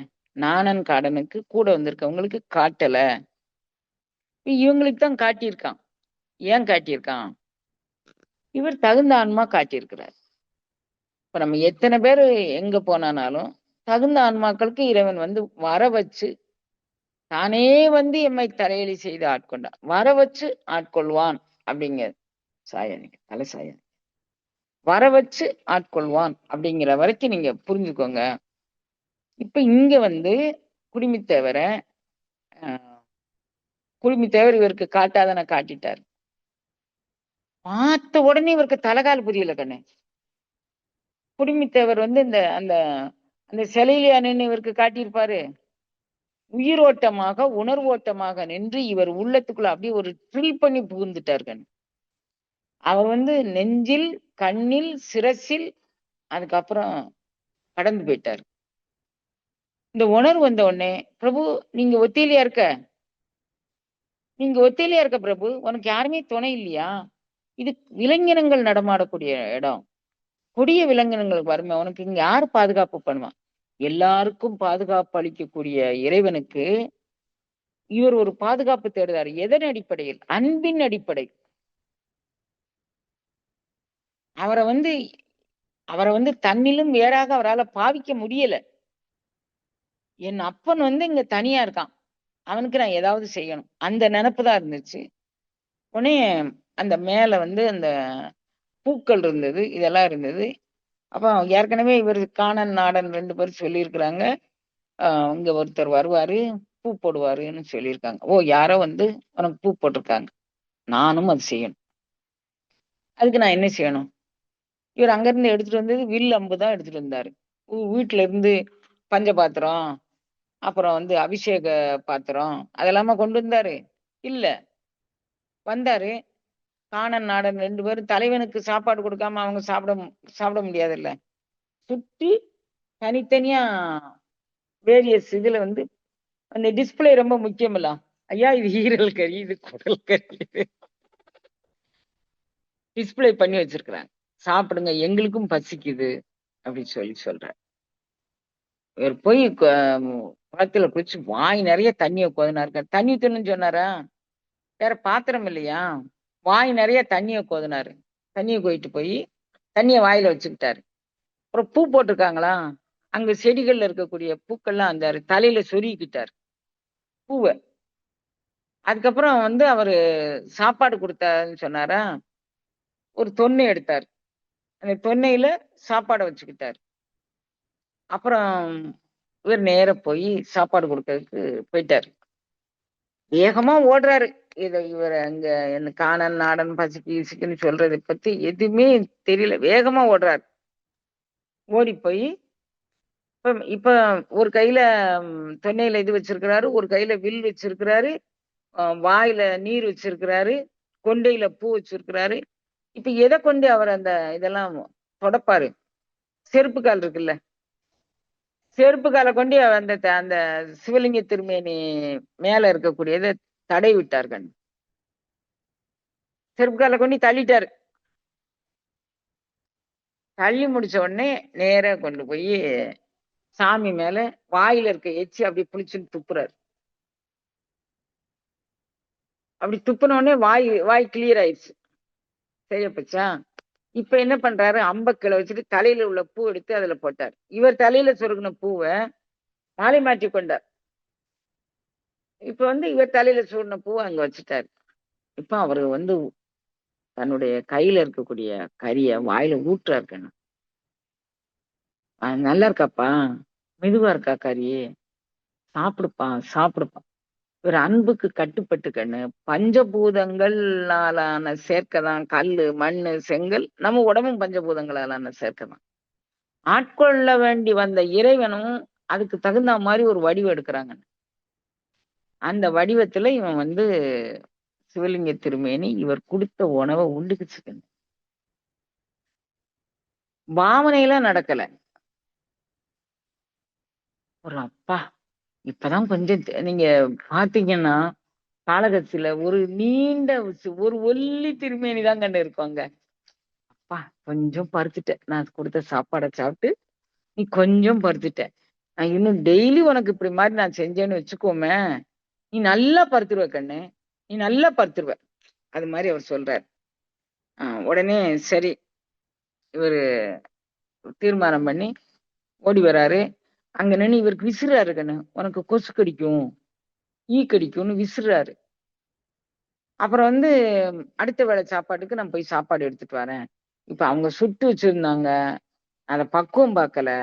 இப்ப நான் போய் பார்த்து, நான் அதக்கி பார்த்து, வாய்க்கு எது ருசியா இருக்கோ, அத எடுத்துட்டு வருவேன். நீ அமைதியா கொஞ்ச நேரம் இரு அப்படிங்கிறாரு. போவார், மீள்வார், புல்லுவார். என் தங்கம் உன்னை நான் பிரிஞ்சு எவ்வளவு நேரம் இருப்பேன்? தினை எத்தனையும் பிரிவது திருக்குறுப்பன்றுகன்.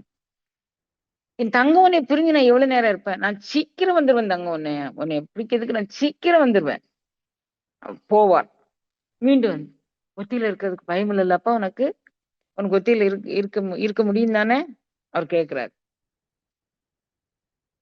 தனித்துணை வேண்டும் என்பவர்களுக்கெல்லாம் வழித்துணையாய், விழித்துணையாய், மனத்துணையாய் நிற்கக்கூடிய பிரபுவ, உனக்கு தனியா இருக்க பயமா இருக்கான்னு கேட்கிறான். அன்பின் வெளிப்பாடு கண்ணு இது. அறியாமை இல்ல. அன்பின் வெளிப்பாடு. அப்புறம் போவார்.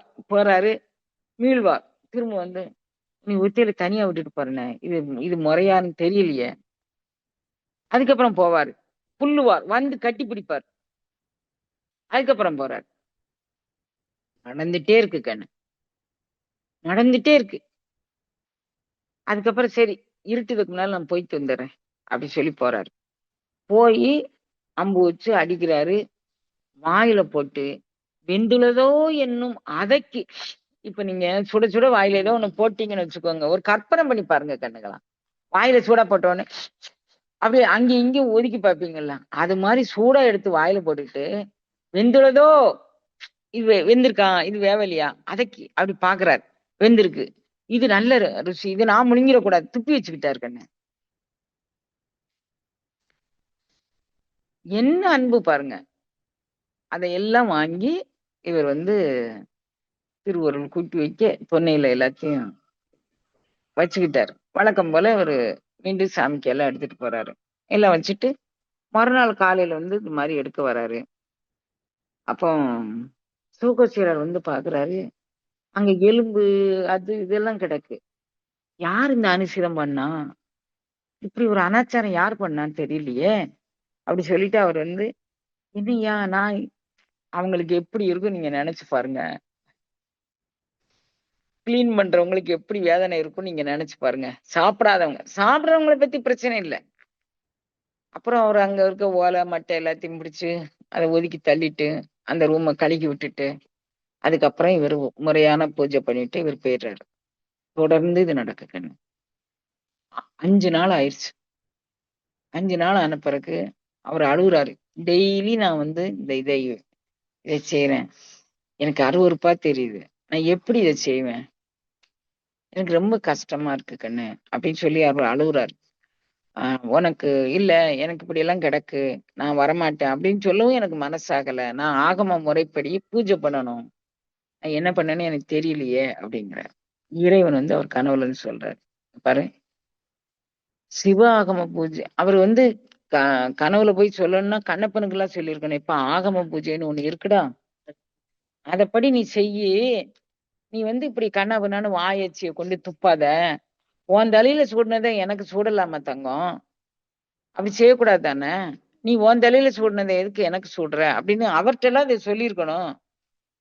சொல்லல கண்ணு. இவர்ட்ட வந்து சொல்றாரு. இங்க பாருப்பா, ஆகம வகுப்பு எங்கேயும் எல்லாருக்கும் நடக்கும். யார் வேணா ஆகமத்த சொல்லி தந்துரலாம்.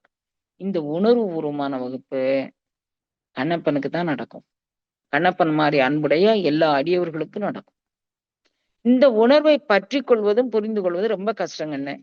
நீ ஒளிஞ்சிருந்து பாரு அப்படின்னு சொல்லிட்டாரு. ஒளிஞ்சிருந்து பாருன்னு சொல்லிட்டாரு. ஏன்னா நேரத்த நீ ஆட்ட மவனே உன்னை தொலைச்சிருப்பான். ஒளிஞ்சிருந்து பாருன்ட்டாரு. இவரு ஒரு இடத்துல ஒளிஞ்சிருக்கிறாரு. மறுநாள் இவரு வழக்கம் போல வந்தாரு. வந்தா இவரு கரியெல்லாம் சுட்டுட்டு வராரு. இவருக்கு சகுனம் சரியில்ல. அ வலக்கண் துடிச்சா ஆண்களுக்கு நல்லது. இவருக்கு இடக்கண் துடிக்குது. ஐயோ! சகுனம் சரியில்லையே ஏதோ மாரி. இது பலவித இந்த ஆந்தை இது எல்லாமே ஏதோ ஒரு மாதிரி பறவைகள். அவங்க காட்டுவாசிகள்னால எந்த பறவை வலமிட்டா என்ன நடக்கும்னு தெரியும். வேகமா வாராரு. என் தலைவனுக்கு எண்ணுற்றதோ! என் தலைவனுக்கு எண்ணுற்றதோ! அப்படி அவருக்கு படி ஏறும்போது அவருக்கு மனசு சரியில்ல. அப்படி கேட்கிறாரு. அப்புறம் மேல போயி பார்க்குறாரு. அவர் கண்ணுல இருந்து வலது கண்ணுல இருந்து ரத்தம் வருது. ஐயோ! அவரு பார்க்குறாரு. நான் பாவி பார்த்ததால் இந்த கண்ல ரத்தம் வந்துருச்சோ! நான் பார்க்கக் கூடாதவனா? நான் உன்னை வெளிய இருந்து பார்த்திருக்கணுமோ? நான் உனக்கு ஏதோ ஆகாதது செஞ்சுட்டேனோ? புலம்பி தவிக்கிறார் கண்ணு. தவிச்சுட்டு அவர் காட்டுவாசியா இருக்கிறதுனால மூலிகைகளுடைய தரமெல்லாம் அவருக்கு தெரியும். விதவிதமான மூலிகை எடுத்துட்டு வந்து புழியறாரு. எதுக்கும் அது கட்டுப்படல. அப்புறம் இவருக்கு ஒரு நினைவு வருது. ஊனுக்கு ஊன் மருந்துன்னு. இன்னைக்கும் சம்பிரதாயத்துல குடல்ல புண்ணு இருக்கிறவங்க குடல் கறி சமைச்சு சாப்பிடுறாங்க. எலும்புல நோய் இருக்கிறவங்க எலும்பு கால போட்டு சூப் பண்ணி சாப்பிடுறாங்க. இன்றைக்கும் அது நடக்குது. சம்பிரதாயமா நடக்குது. இவர் வந்து ந ஓ! ஊனுக்கு ஊன் மருந்து. எங்க தாத்தாச்சி சொல்லியிருக்கிறாங்க. நான் கேள்விப்பட்டுருக்கேன். அப்ப கண்ணுக்கு கண் மருந்து. எனக்கு கண்ணு 2 கண்ணு இருக்குய்யா. நான் உனக்கு தாரேன். அப்படி சொல்றாரு. உடனே சரி 2 கண்ணு இருக்கு தாரேன்னு சொல்லிட்டான்னு குடுத்துட்டாங்க. இவர் என்ன பண்ணாரு, பகழி கொண்டு தன் கையில இருக்கக்கூடிய அந்த கருவி கொண்டு பகழி கண்ண குத்தி வலது கண்ல அப்பிட்டாரு. விதிர்விதிர்த்து போனா சிவகோச்சரியார். என்ன கொடுமடா நடக்குங்க. சத்தம் வரக்கூடாதுன்னு துண்ட வாயில வச்சு பொத்திக்கிட்டான். இவன் வந்து உனக்கு யார் தீங்கு செய்தான்? நான் அவன கீறிருவேன், கிழிச்சிருவேன்னு அங்க சுத்தி சுத்தி வராரு. அந்த நேரத்துல சிவகோச்சரியார் அகப்பட்டிருந்தா ஒளிஞ்சிருந்து பாருன்னு இருக்கிறாரு. உனக்கு இந்த தீங்கு செய்தது யாரு? உனக்கு தீங்கு செய்தது யாரு இந்த உலகத்துல? அப்படி சுத்தி சுத்தி வராரு கண்ணு. ஒரு பருப்பும் வேகல. கண்ணுக்கு கண் மருந்து அப்பியாச்சு. அப்புறம் பிறகு நின்னு போச்சு. அப்பா! சந்தோஷம். குதிக்கிறாரு, ஆடுறாரு, பாடுறாரு. எனக்கு ஒரு வழியா என் புத்தி புகுந்தவா பூவல்லிகோ! என் புத்தில புகுந்து நீ இந்த மருந்து சொன்னியப்பா! உனக்கு நான் என்ன கைம்மாறு கருதுவேன். அப்படி ஆடி பாடி அலர்றாரு. அப்படி செஞ்சுட்டு அப்படி நிக்கிறாரு. இடது கண்லயும் ரத்தம் வருது. இப்ப சொல்றாரு, "நான் பயப்பட மாட்டேனே! உன் இடது கண்ல ரத்தம் வந்தா நான் எதுக்கு பயப்படணும்? எனக்கு இன்னொரு கண்ணு இருக்கு. நான் அத வச்சுக்குவேன்." அப்படி சொல்றாரு. கொஞ்சம் இந்த உணர்வ நெனச்சு பாருங்களேன். உடனே இடது கண்ல பகழி கொண்டு புடுங்க போறாரு. இது இங்கே இருக்கட்டும். சிவகோசிரியார்ட்ட இறைவன் வந்து பேசியதாக ஒரு பதிவு கண்ணு பாருங்க. போதுவார் மீண்டு செல்லுவார், புல்லுவார் மீளப் போவார், காதலின் நோக்கி நிற்பார், கன்று அகல் புனிற்று ஆப்போல்வார், அதனே அமுது செய்ய நல்ல மெல் இறைச்சி நானே கோதரத் தெரிந்து வேறு கொண்டு இங்கு வருவேன். அப்படி சொல்லிட்டு தான் அவர் போனாரு. நானே நல்லிறைச்சி கோதர, உனக்கு வயிற்று வலிக்க கூடாது, வாய் வலிக்க கூடாது, அதனால பக்குவமா நானே சமைச்சு கொண்டு வருவேன்னு போனாரு. இப்போ இவரு சாப்பாடு எல்லாம் எடுத்துட்டு போய் கொடுத்த பிறகு அவர் கொண்டுட்டு வர சிவகோசரியார்ட்ட சிவபெருமான் சொல்றாரு பாருங்க.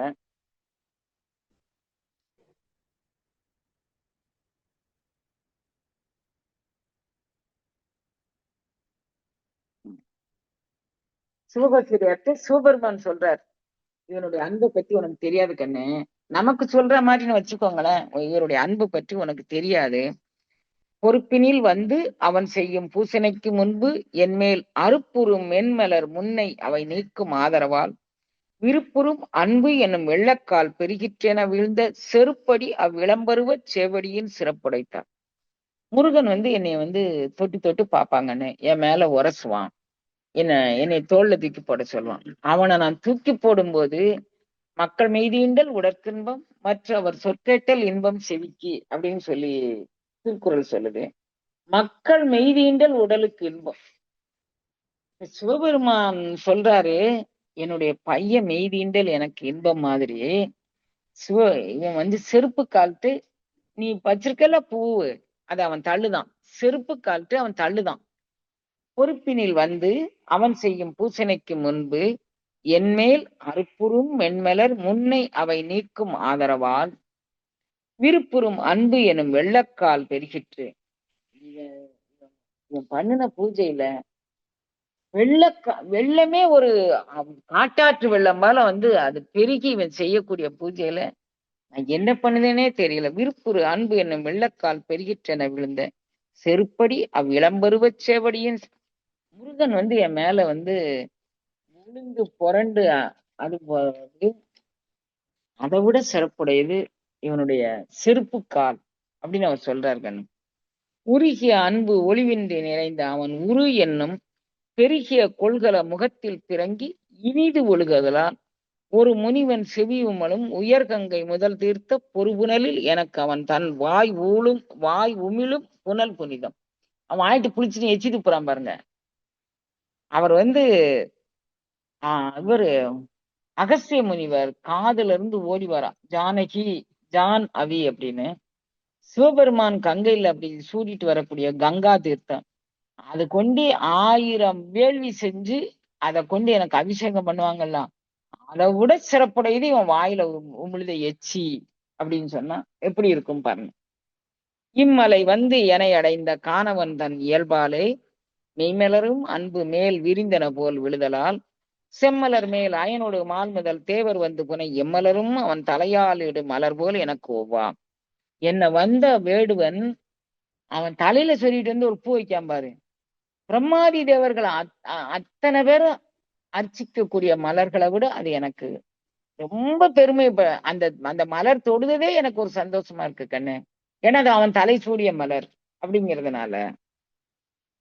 வெய்ய கனல் பதம் கொள்ள வெந்துளதோ எனும் அன்பால் நையும் மனத்து இனிமையினில் நையமிகு மென்றிடலால் செய்யும் மறை வேள்வியோர் முன்புதரு திருந்து அவியில் எய்யும் வரிச்சிலை அவன்தன் இட்ட ஊன் எனக்கு இனிய. பெரிய வேத வேள்வியில நடத்தக்கூடிய அவிசுல அவிர்வாகம்னு ஒண்ணு இடுவாங்க தெய்வத்துக்கு. அதை விட இனிது அவன் வாய் எச்சில் போட்டு சமைச்சு வெய்ய பலம் வெந்துளதோ எனும், இது வெந்திருக்கா, இந்த இந்த இறைச்சி வந்திருக்கா, அந்த இறைச்சி வந்திருக்கா, நம்ம வாயில அடைக்கி பார்த்து கொண்டாந்து அவன் எனக்கு சமர்ப்பிக்காம பாரு. அத்தனை வேத வேள்வியர் செய்யக்கூடிய அவிசை விட இது எனக்கு பெருசு அப்படி சொல்றேன். மண்பெரு மறைமொழிகள் மாமுனிவர் மகிழ்ந்துரைக்கும் இன்ப மொழி தோத்திரங்கள் மந்திரங்கள் யாவையினும் முன்பு இருந்து மற்ற அவன் தன் முகம் மலர அகம் நெகிழ அன்பில் நினைந்து என்னையெல்லால் அறிவுறா மொழி நல்ல. அவன் என்கிட்ட வந்து பண்ணி யாம் எழிஞ்சிருக்க, உனக்கு யாரும் உறவினர்கள் இல்லையா தங்கம், உனக்கு யாரும் ஊன் கொடுப்பாரு இல்லையா, அவன் அப்படி பேசுறான் பாரு. மறைமொழி அத்தனை விட சிறந்த மொழி அதான்டா அப்படின்னு சொல்றாரு இவர். அப்போ இதுல என்ன தெரியுதுன்னா, உனக்கு அவன் செயல் காட்ட நாளை நீ மறைந்திருந்து வா அப்படின்னு சொல்லிட்டார். இதுல என்னன்னா, நீங்க உண்மையிலேயே கண்ணப்ப நாயனாருடைய அன்பை சிவபெருமான் வர்ணிக்கிறதா சொல்றீங்க. இதுல உள்ள வாசகம் அனைத்தும் தண்டாயுதபாணி ஐயாவுடைய குடும்பத்துக்கு சேருங்கன்னு. நான் சிவத்தோடைய தகுதி இல்ல. ஆனா அவங்க என்னை உபசரிச்ச உபசரிப்பு இருக்கு பாருங்க. கண்ணப்ப நாயனார் இறைவனுக்கு உபசரிச்ச உபசரிப்பை விட அதிகங்கண்ணு. நான் இன்னும் இந்த எத்தனை வார்த்தை கொண்டு வர்ணிச்சானாலும் சரியாகாதுங்கிறதுக்காக வேண்டி உங்களுக்கு கண்ணப்பர் கதையை சொன்னேன். இது கூட நான் சொன்னதா திருப்திப்படல. அவ்வளவு உபசரிப்பு கண்ணு. எனக்கு உபசரிச்சது தெரியல. உன்னை அடுத்தவர்களுக்கு நான் உபசரிப்பேன் அப்படின்னு அவங்க உபசரிச்சாங்க பாருங்க.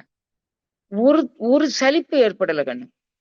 ஒரு இடத்துல 12 மணிக்கு நம்ம வீட்டு பிள்ளைகளை நம்ம வேலை வாங்குவோமான்னு பாருங்க. 12 மணிக்கு ஒரு வீட்டுல போய் இருந்துட்டு இவங்களுக்கு தங்குமிடம் ஒரு ஒரு அடியவர் சொல்றாரு, அந்த ரூம் 10,000 ரூபான்னு சொல்றாரு. 10,000 ரூபா 10,000 ரூபா கொடுத்த நம்ம அடியவர்களுக்கு ரூம் போட்டு கொடுத்தா, நான் அந்த ரூமுக்கு போக மாட்டேன் இந்த ரூமுக்கு போக மாட்டோம்னு இவங்க இங்க அடிச்சு பிடிச்சுக்கிட்டு இருக்காங்க. இன்னொருத்தவங்க அங்க போய் இருந்துகிட்டு எனக்கு ஒரு லக்கேஜை நான் வச்சுட்டு வந்துட்டு நீ எடுத்துட்டு வாங்குறாங்க. என்ன அறியாமை, என்ன இது? அவங்களுடைய அன்பை பார்க்கும்போது இது என்ன அம்மா இவ்வளவு பேரை மேய்ச்சடைக்கிறாங்க அப்படின்னு சொல்லி நம்மளை ரொம்ப குறைச்சு மதிப்பிடக்கூடிய அளவுக்கு நம்ம சில பிள்ளைங்களுடைய பரந்தாழ்ந்த செயல் இருந்துச்சு. சரி பரவாயில்ல, அதெல்லாம் விடுங்க. ஆனா முதல் நாள் தொடங்கின அன்பு ஒரு லவலேசம் கூட பிறளவே இல்லை கண். 15 நாளும் அவங்க வீட்டுல அந்த உபசரிப்பு கண்ணு. சாப்பிட்டு மாளாத உபசரிப்பு கண். அங்க எல்லாம் நான் பார்த்தது, நான் உங்களுக்கு பயண செலவு பற்றி நான் சொல்லிட்டேங்க. இப்போ அங்க நான் தெரிந்து கொண்டது தவச்சாலையில் உண்டான அழகு. எல்லா இடத்திலும் மெயின் ரோடு எல்லாமே 2 பக்கமும் மரங்கள். அந்த அவ பேர் என்ன, மதுரை ஆண்ட மீனம்பாள் என்னம்மா, ராணி மங்கம்மாள். அவ இருமருங்கிலும் எப்படி சாலை வளர்த்தாங்கிறது ஹிஸ்டரி பாடத்துல படிச்சிருக்கோம். இங்க ரோடு முழுதும் அந்த மலேசிய அரசு இருமரங்கிலும் சோலை வளர்த்து அந்த சோலையை எந்த வகையிலையும் பழுதுபடாம அவங்க பாதுகாக்கிறாங்க கண்ணு. ராவோடு ராவா வெட்டிட்டு போறதுக்கு அங்க ஆள் இல்ல, அங்க இதெல்லாம் இல்ல. ரொம்ப ரொம்ப பெர்ஃபெக்டா பழுது பாக்குறாங்க. ஆட்டோமேட்டிக்கா ரோடு முழுதும் குப்பை கூட்டுறதுக்கு ஒரு மிஷின் வச்சிருக்கிறாங்க. காலை மாலை 2 வேளையும் அந்த மிஷின் ஓடுது, அது அந்த குப்பைய கூட்டிடுது. ரோடெல்லாம் நம்ம பார்த்துக்கிட்டே போகலாம். அவங்க என்னென்ன செஞ்சிருக்கிறாங்க வச்சிருக்கிறாங்க. இடையிட்டு நல்ல பூக்கும் மரங்கள் வேற நிக்குது. இப்ப இந்த வளர்ந்த மரங்களுக்கு இடையில அந்த பூ மரங்களும் நிக்கும்போது ஒரு கொள்ளையத்து அழகா இருக்கு கண்ணு. ஏன்னா தவச்சாலையில இருக்கிற மாதிரிதான் நான் வண்டியில பயணிக்கும் போது நான் உணர்ந்தேன். அது ரொம்ப இயற்கை காட்சிகளுக்கு அவங்க முக்கியத்துவம் கொடுத்திருக்கிறாங்க. அங்க ஒரு பள்ளி, ஒரு கோயில், அப்படி 534 தமிழ் பள்ளிகளும் 534 சிவன் கோயில்களும் அங்க கட்டப்பட்டிருக்கு. இது தவிர ஏனைய கோயில்களும் வச்சிருக்கிறாங்க கண்ணு. அங்கங்க இந்த குடியிருப்பு பகுதிகளில் உண்டான கோயில்கள் அப்படின்னு புதிதாக குடியிருப்பு தோன்றும் போது அந்த குடியிருப்புல ஒரு ஸ்கூலு, ஒரு கோயில், அப்படியே அது வேற வச்சிருக்கிறாங்க. இது ரெக்கார்ட் பண்ணி 534 பள்ளி இது. ஒவ்வொரு குடியிருப்பு பக்கத்துலயும் அது மாதிரி வச்சிருக்கிறாங்க. எல்லாரும் தூய தமிழ் பேசுறாங்க. எங்க போனாலும் தமிழ் பற்றியே பேசுறாங்க. தமிழின் சிறப்பு, தமிழின் மாண்பு. வாய் நிறைய நான் தமிழ் செம்மொழி அப்படின்னு சொல்லிட்டு அதை விடல கண்ணு.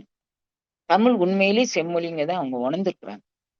சரி, அப்போ அந்த செம்மொழி தமிழ்ல அவர்களை நான் பல்லாண்டு பல்லாண்டு பல்லாயிரத்தாண்டு வாழ்க அப்படின்னு பிரார்த்தனை பண்ணதை தவிர எனக்கு ஒன்னும் சொல்ல தெரியல கண்ணு. அவங்க அன்பை நீங்க புரிஞ்சிருப்பீங்க அப்படின்னு நான் நினைக்கிறேன். கண்ணப்ப நாயனார் இறைவன் மீது செலுத்திய அன்பு அவர்கள் நம் மீது செலுத்தினாங்க கண்ணு. இதை தவிர எனக்கு தனியா சொல்றதுக்கு இல்ல. கண்ணப்ப நாயனார் செலுத்தின அன்புக்கு அவங்க அவர் நாளாரில் கண்ணிடந்து அப்பவல்லேன்னு, நான் 6 நாள் தான் கண்ணு அன்பு செஞ்சார். 6வது நாள் மாறிலாதாய் நிற்க என் வலப்பக்கம் அப்படின்னு இறைவன் ஏற்றுக்கிட்டான். இவங்க எல்லாரும் அவங்களுடைய கடமையை பூரணமாக செய்து பல்லாண்டு பல்லாண்டு பல்லாயிரத்தாண்டு பல கோடி 100,000 ஆண்டு அவர்கள் எல்லா மங்களத்தோடும் மங்களங்களுக்கெல்லாம் மேல் மங்களத்தோடு அவங்க வாழணும் அப்படின்னு நான் வாழ்த்துறேன், பிரார்த்தனை பண்றேன். கூட்டு பிரார்த்தனையிலையும் நான் அதை வச்சுக்கிறேன். நீங்க இப்ப புரிஞ்சிருக்கும் அப்படின்னு நான் நம்புறேங்கன்னு திருவுருள் அவர்களுக்கும் உங்களுக்கும் தோன்றும் துணையாயும் தோன்றா துணையாயும் இருந்த நல்லருள் பாலிக்கட்டும். இப்ப நீங்க நவாக்கரியோட பெருமை தெரிஞ்சிருப்பீங்க. நான் உங்களுக்கு சொல்ல விரும்புற கருத்து, உங்களை நீங்க யாரேனும் சிவதீக்கை பெற்றுக்கொள்ளன்னா அம்மா தடையா இருக்க மாட்டேன். மனப்பூர்வமா பெற்றுக்கலாம். ஒரு பிரச்சனையும் இல்லை தங்கம். அப்புறம் இந்த இதுலயே பயணிக்கிறதானாலும் இதுலயே பயணிங்க. அங்கேயும் தடை எதுவும் இல்லை. அப்புறம் எதுல நின்னானாலும் நீங்க உறுதிப்பாடா நில்லுங்க. அது ரொம்ப முக்கியம். சரணாகதி ரொம்ப முக்கியம். நம்பிக்கை ரொம்ப முக்கியங்கன்னு. அதுல நின்று அடைய வேண்டியதை நம்ம அடைஞ்சுக்கலாம். அப்படிங்கிறதோடு இன்றைய பதிவை நான் நிறைவு பண்றேங்கன்னு. ஏறத்தாழ 5:30 மணிக்கு நான் தொடங்கினேன். 6:30 இன்னொரு 30 நிமிஷம் ஆயிட்டு. அப்போ 1.5 மணி நேரம் உங்களுக்கு நான் பதிவு பண்ணியிருக்கேன் குழந்தைங்களா. நீங்களும் எல்லா மங்களத்தோடும் வாழணும். எல்லா அருள் அனுபவம் பெறணும்.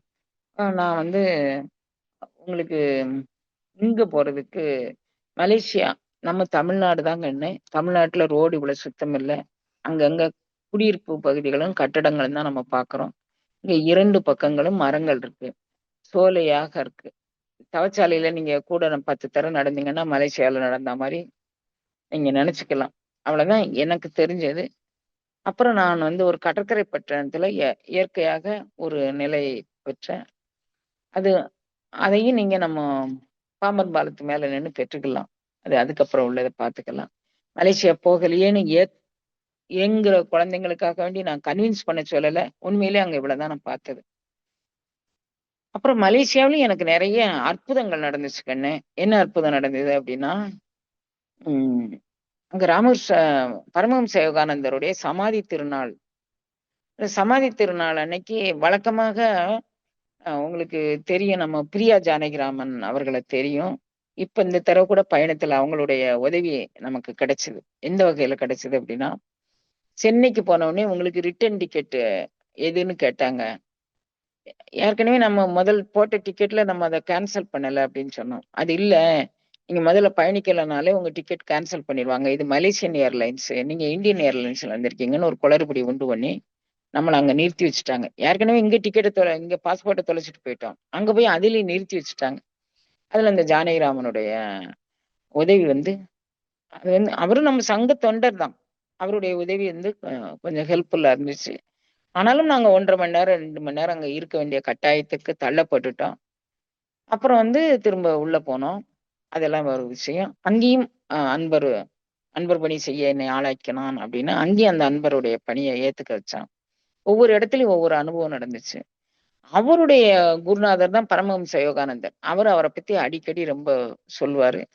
அதனால பரமஹம்ச யோகானந்தருடைய பிறந்த நாளைக்கு முன்னாலே 4 நாளா தொடர்ந்து எனக்கு மெசேஜ் போடுவார் அவர்.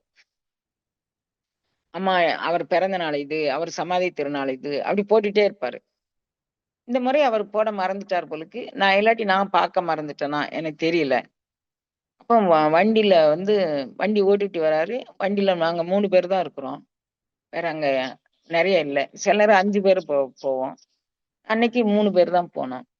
போகும்போது அவர் சொன்னாரு, அம்மா அங்க போய் காத்துட்டு இருக்கிறதுக்கு இங்க ஒரு ராமகிருஷ்ண மடம் ஒண்ணு அடையாளம் காமிக்குது.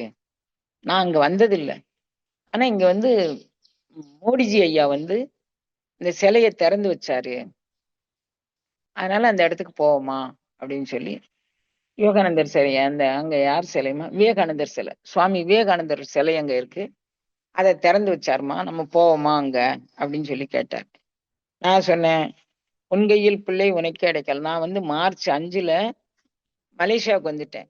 இங்க சாப்பாடு சௌரியம் எனக்குன்னு தனியா எதுவும் செய்ய வேண்டாம். உன் கையில் வந்த இடத்துல அவங்களுக்கு தான் பிள்ளைனா, அவங்க என்னை எப்படி ஹேண்டில் பண்ணணுமோ பண்ணிட்டோம். நான் எனக்கு இது வேணும் அது வேணும் நான் கேட்கவே மாட்டேங்கண்ணே. எங்க கூட்டிட்டு போனாலும் பின்னால வரேன். உன் கையில் பிள்ளை உனக்கே அடைக்கலாம் அப்படி சொல்லிட்டேன். அவங்களுக்கு மெசேஜும் கூட அப்படிதான் போட்டிருந்தேன்.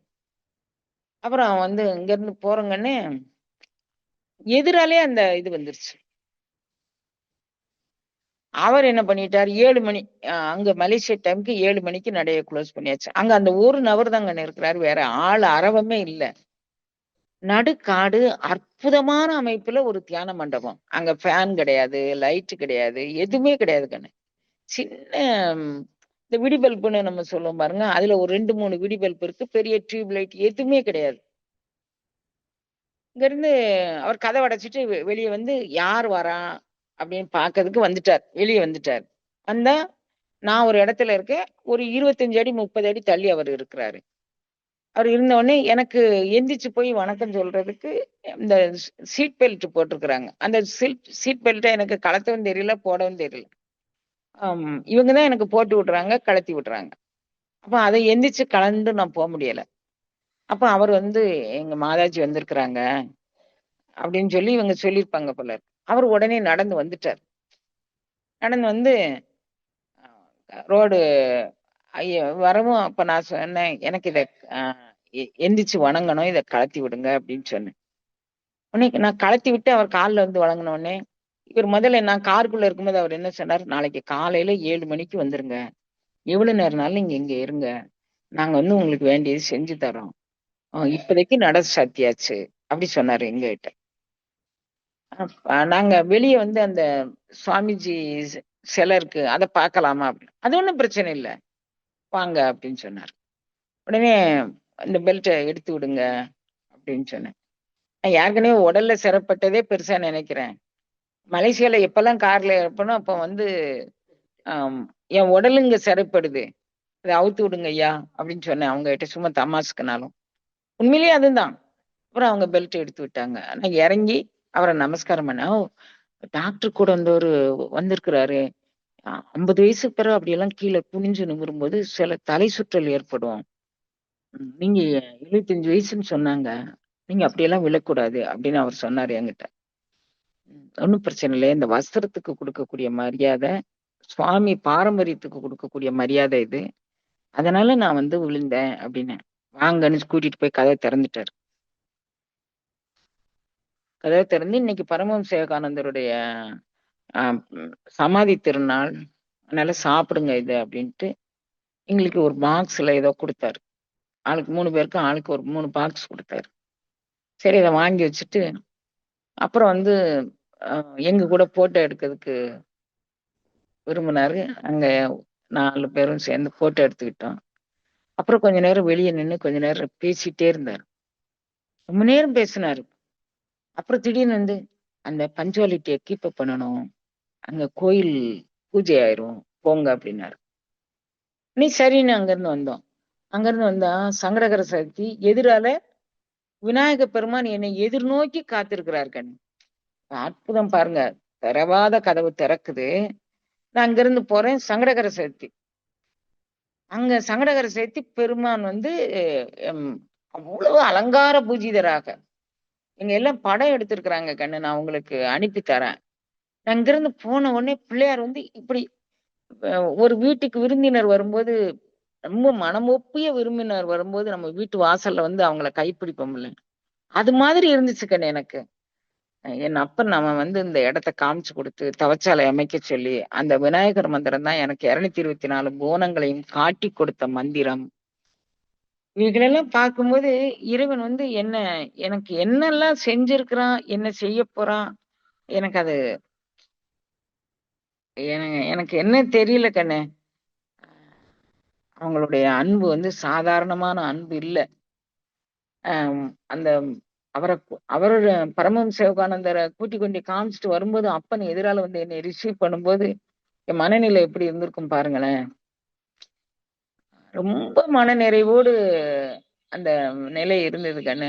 அங்க நான் என்ன பேசினேன், என்ன வச்சேன்லாம் தெரியல கண்ணு. ஒரு 4, 5 நாள் பேசியிருப்பேன். ம். இல்ல பேச்செல்லாம் அங்க முக்கியம் இல்லைங்க. சரி. எம்பெருமான் வந்து இன்னும் நெறைய அற்புதங்கள் இருக்கு. கொஞ்சம் கொஞ்சமா ரிலீஸ் பண்ணுவோம். மணி 7 மணி ஆயிருச்சு. திருவருள் கூட்டி வைக்க. நம்ம மலேசிய அன்பர்களுக்கு எல்லாரும் சேர்ந்து ஒரு ஆ அது இன்னும் கொஞ்சம் கொஞ்சமா ரிலீஸ் பண்ணுவோம். பைரவியோட நிலை. அப்படியே கொஞ்சம் கொஞ்சமா அன்னைக்கு அன்னைக்கு வந்து அவர் எதுக்கு விநாயகர் வெளிய வராருன்னா, சங்கடகர சதுர்த்திக்காண்டி ஊர்வலம் வராரு கண்ணு. அவருடைய விசேஷித்த நாள்ல அவர் என்னைய கூப்பிட்டு, "மகளே வான்னு" சொல்லி நான் திணையத்தனையும் பிரிவது திருக்குறிப்பேன். நீ எங்க போனாலும் அங்க நான் கூட வரேன். எங்குரு தீமையும் என்னை தொடரா வகை கங்குலும் பகலும் மெய்க்காவல் செய்தோனையாக. நான் எங்க நடந்தானாலும் இடத்திலும் புறத்திலும் வலத்திலும் எனக்கு பக்கவாட்டில் நின்று அவன் காட்சி கொடுக்குறான், கருணை பண்றான் அப்படிங்கிறதுக்கு இதை விட வேற எதுவும் உங்களுக்கு நான் சொல்ல தெரியல கண்ணு. சரி, பரவாயில்ல. திருவருள் கூட்டி வைக்க இன்னும் கொஞ்சம் கொஞ்சமா அங்க பெற்ற அனுபவங்கள் என்ன அப்படிங்கிறத நான் கொஞ்சம் கொஞ்சமா சொல்றேன். இன்றைக்கு மலேசிய அன்பர்கள் வெல்க வெல்கன்னு சொல்லி நீங்க தண்டாயுதபாணி ஐயா, அப்புறம் அவருடைய நெருங்கிய நண்பர் கார்த்திகேசன் ஒருத்தர், அவரும் மிக நெருக்கமாக அவரும் சொன்னார் கண்ணு. எங்களுக்கு தொண்டு செஞ்சாரு. 10 நாளும் எல்லாரும் அவங்கவங்க வேலையை விட்டுட்டாங்க கண்ணு. ஒரு நாள் கூட, ஒரு பொழுது கூட தினை எத்தனையும் அவர்கள் என்னை பிரியவே இல்ல. நான் அவர்களை பிரிஞ்சு தனி ரூமுக்குள்ள போயிருக்கேன் தவிர அவங்க என்னைய பிரியவே இல்லை கண்ணு. அந்த அளவுக்கு அன்பு செலுத்துனாங்க. உங்க அன்பு தான் அவங்க அன்பு அப்படிங்கிறதுல மாறுதல் இல்லை. நான் அவ்வளவு அன்புல நான் குளிச்சிருக்கேன். திருவருள் உங்க கூட தோன்றும் துணையாயும் தோன்றா துணையாயும் இருந்து அருள் பாலிக்கட்டும். கார்த்திகேச ஐயா, தண்டபாணி கண்ணைக்கு குடும்பம் வளமுடன் நலம் பெற ஹர ஹர ஹர ஹர. நான் அப்படி சொல்றேன், நீங்க எல்லாரும் ஹர ஹர சொல்லுங்க பார்க்கலாம். கண்ணகி தண்டாயுதபாணி அவர்கள் குடும்பமும் மாலதி கார்த்திகேஸ் அவர்கள் குடும்பமும் வளமுடன் எல்லா நலம் பெற. இன்னும் இன்ஃபேக்ட் சிங்க மலேசியாவில் வாழ்ற எல்லா மக்கள் குடும்பமும் வளமுடன் எல்லா நலமும் வளமும் பெற திருவருளை நம்ம சிந்திப்போம் அப்படிங்கிறதுக்கு ஹர ஹர ஹர ஹர சொல்லுங்க பார்க்கலாம்.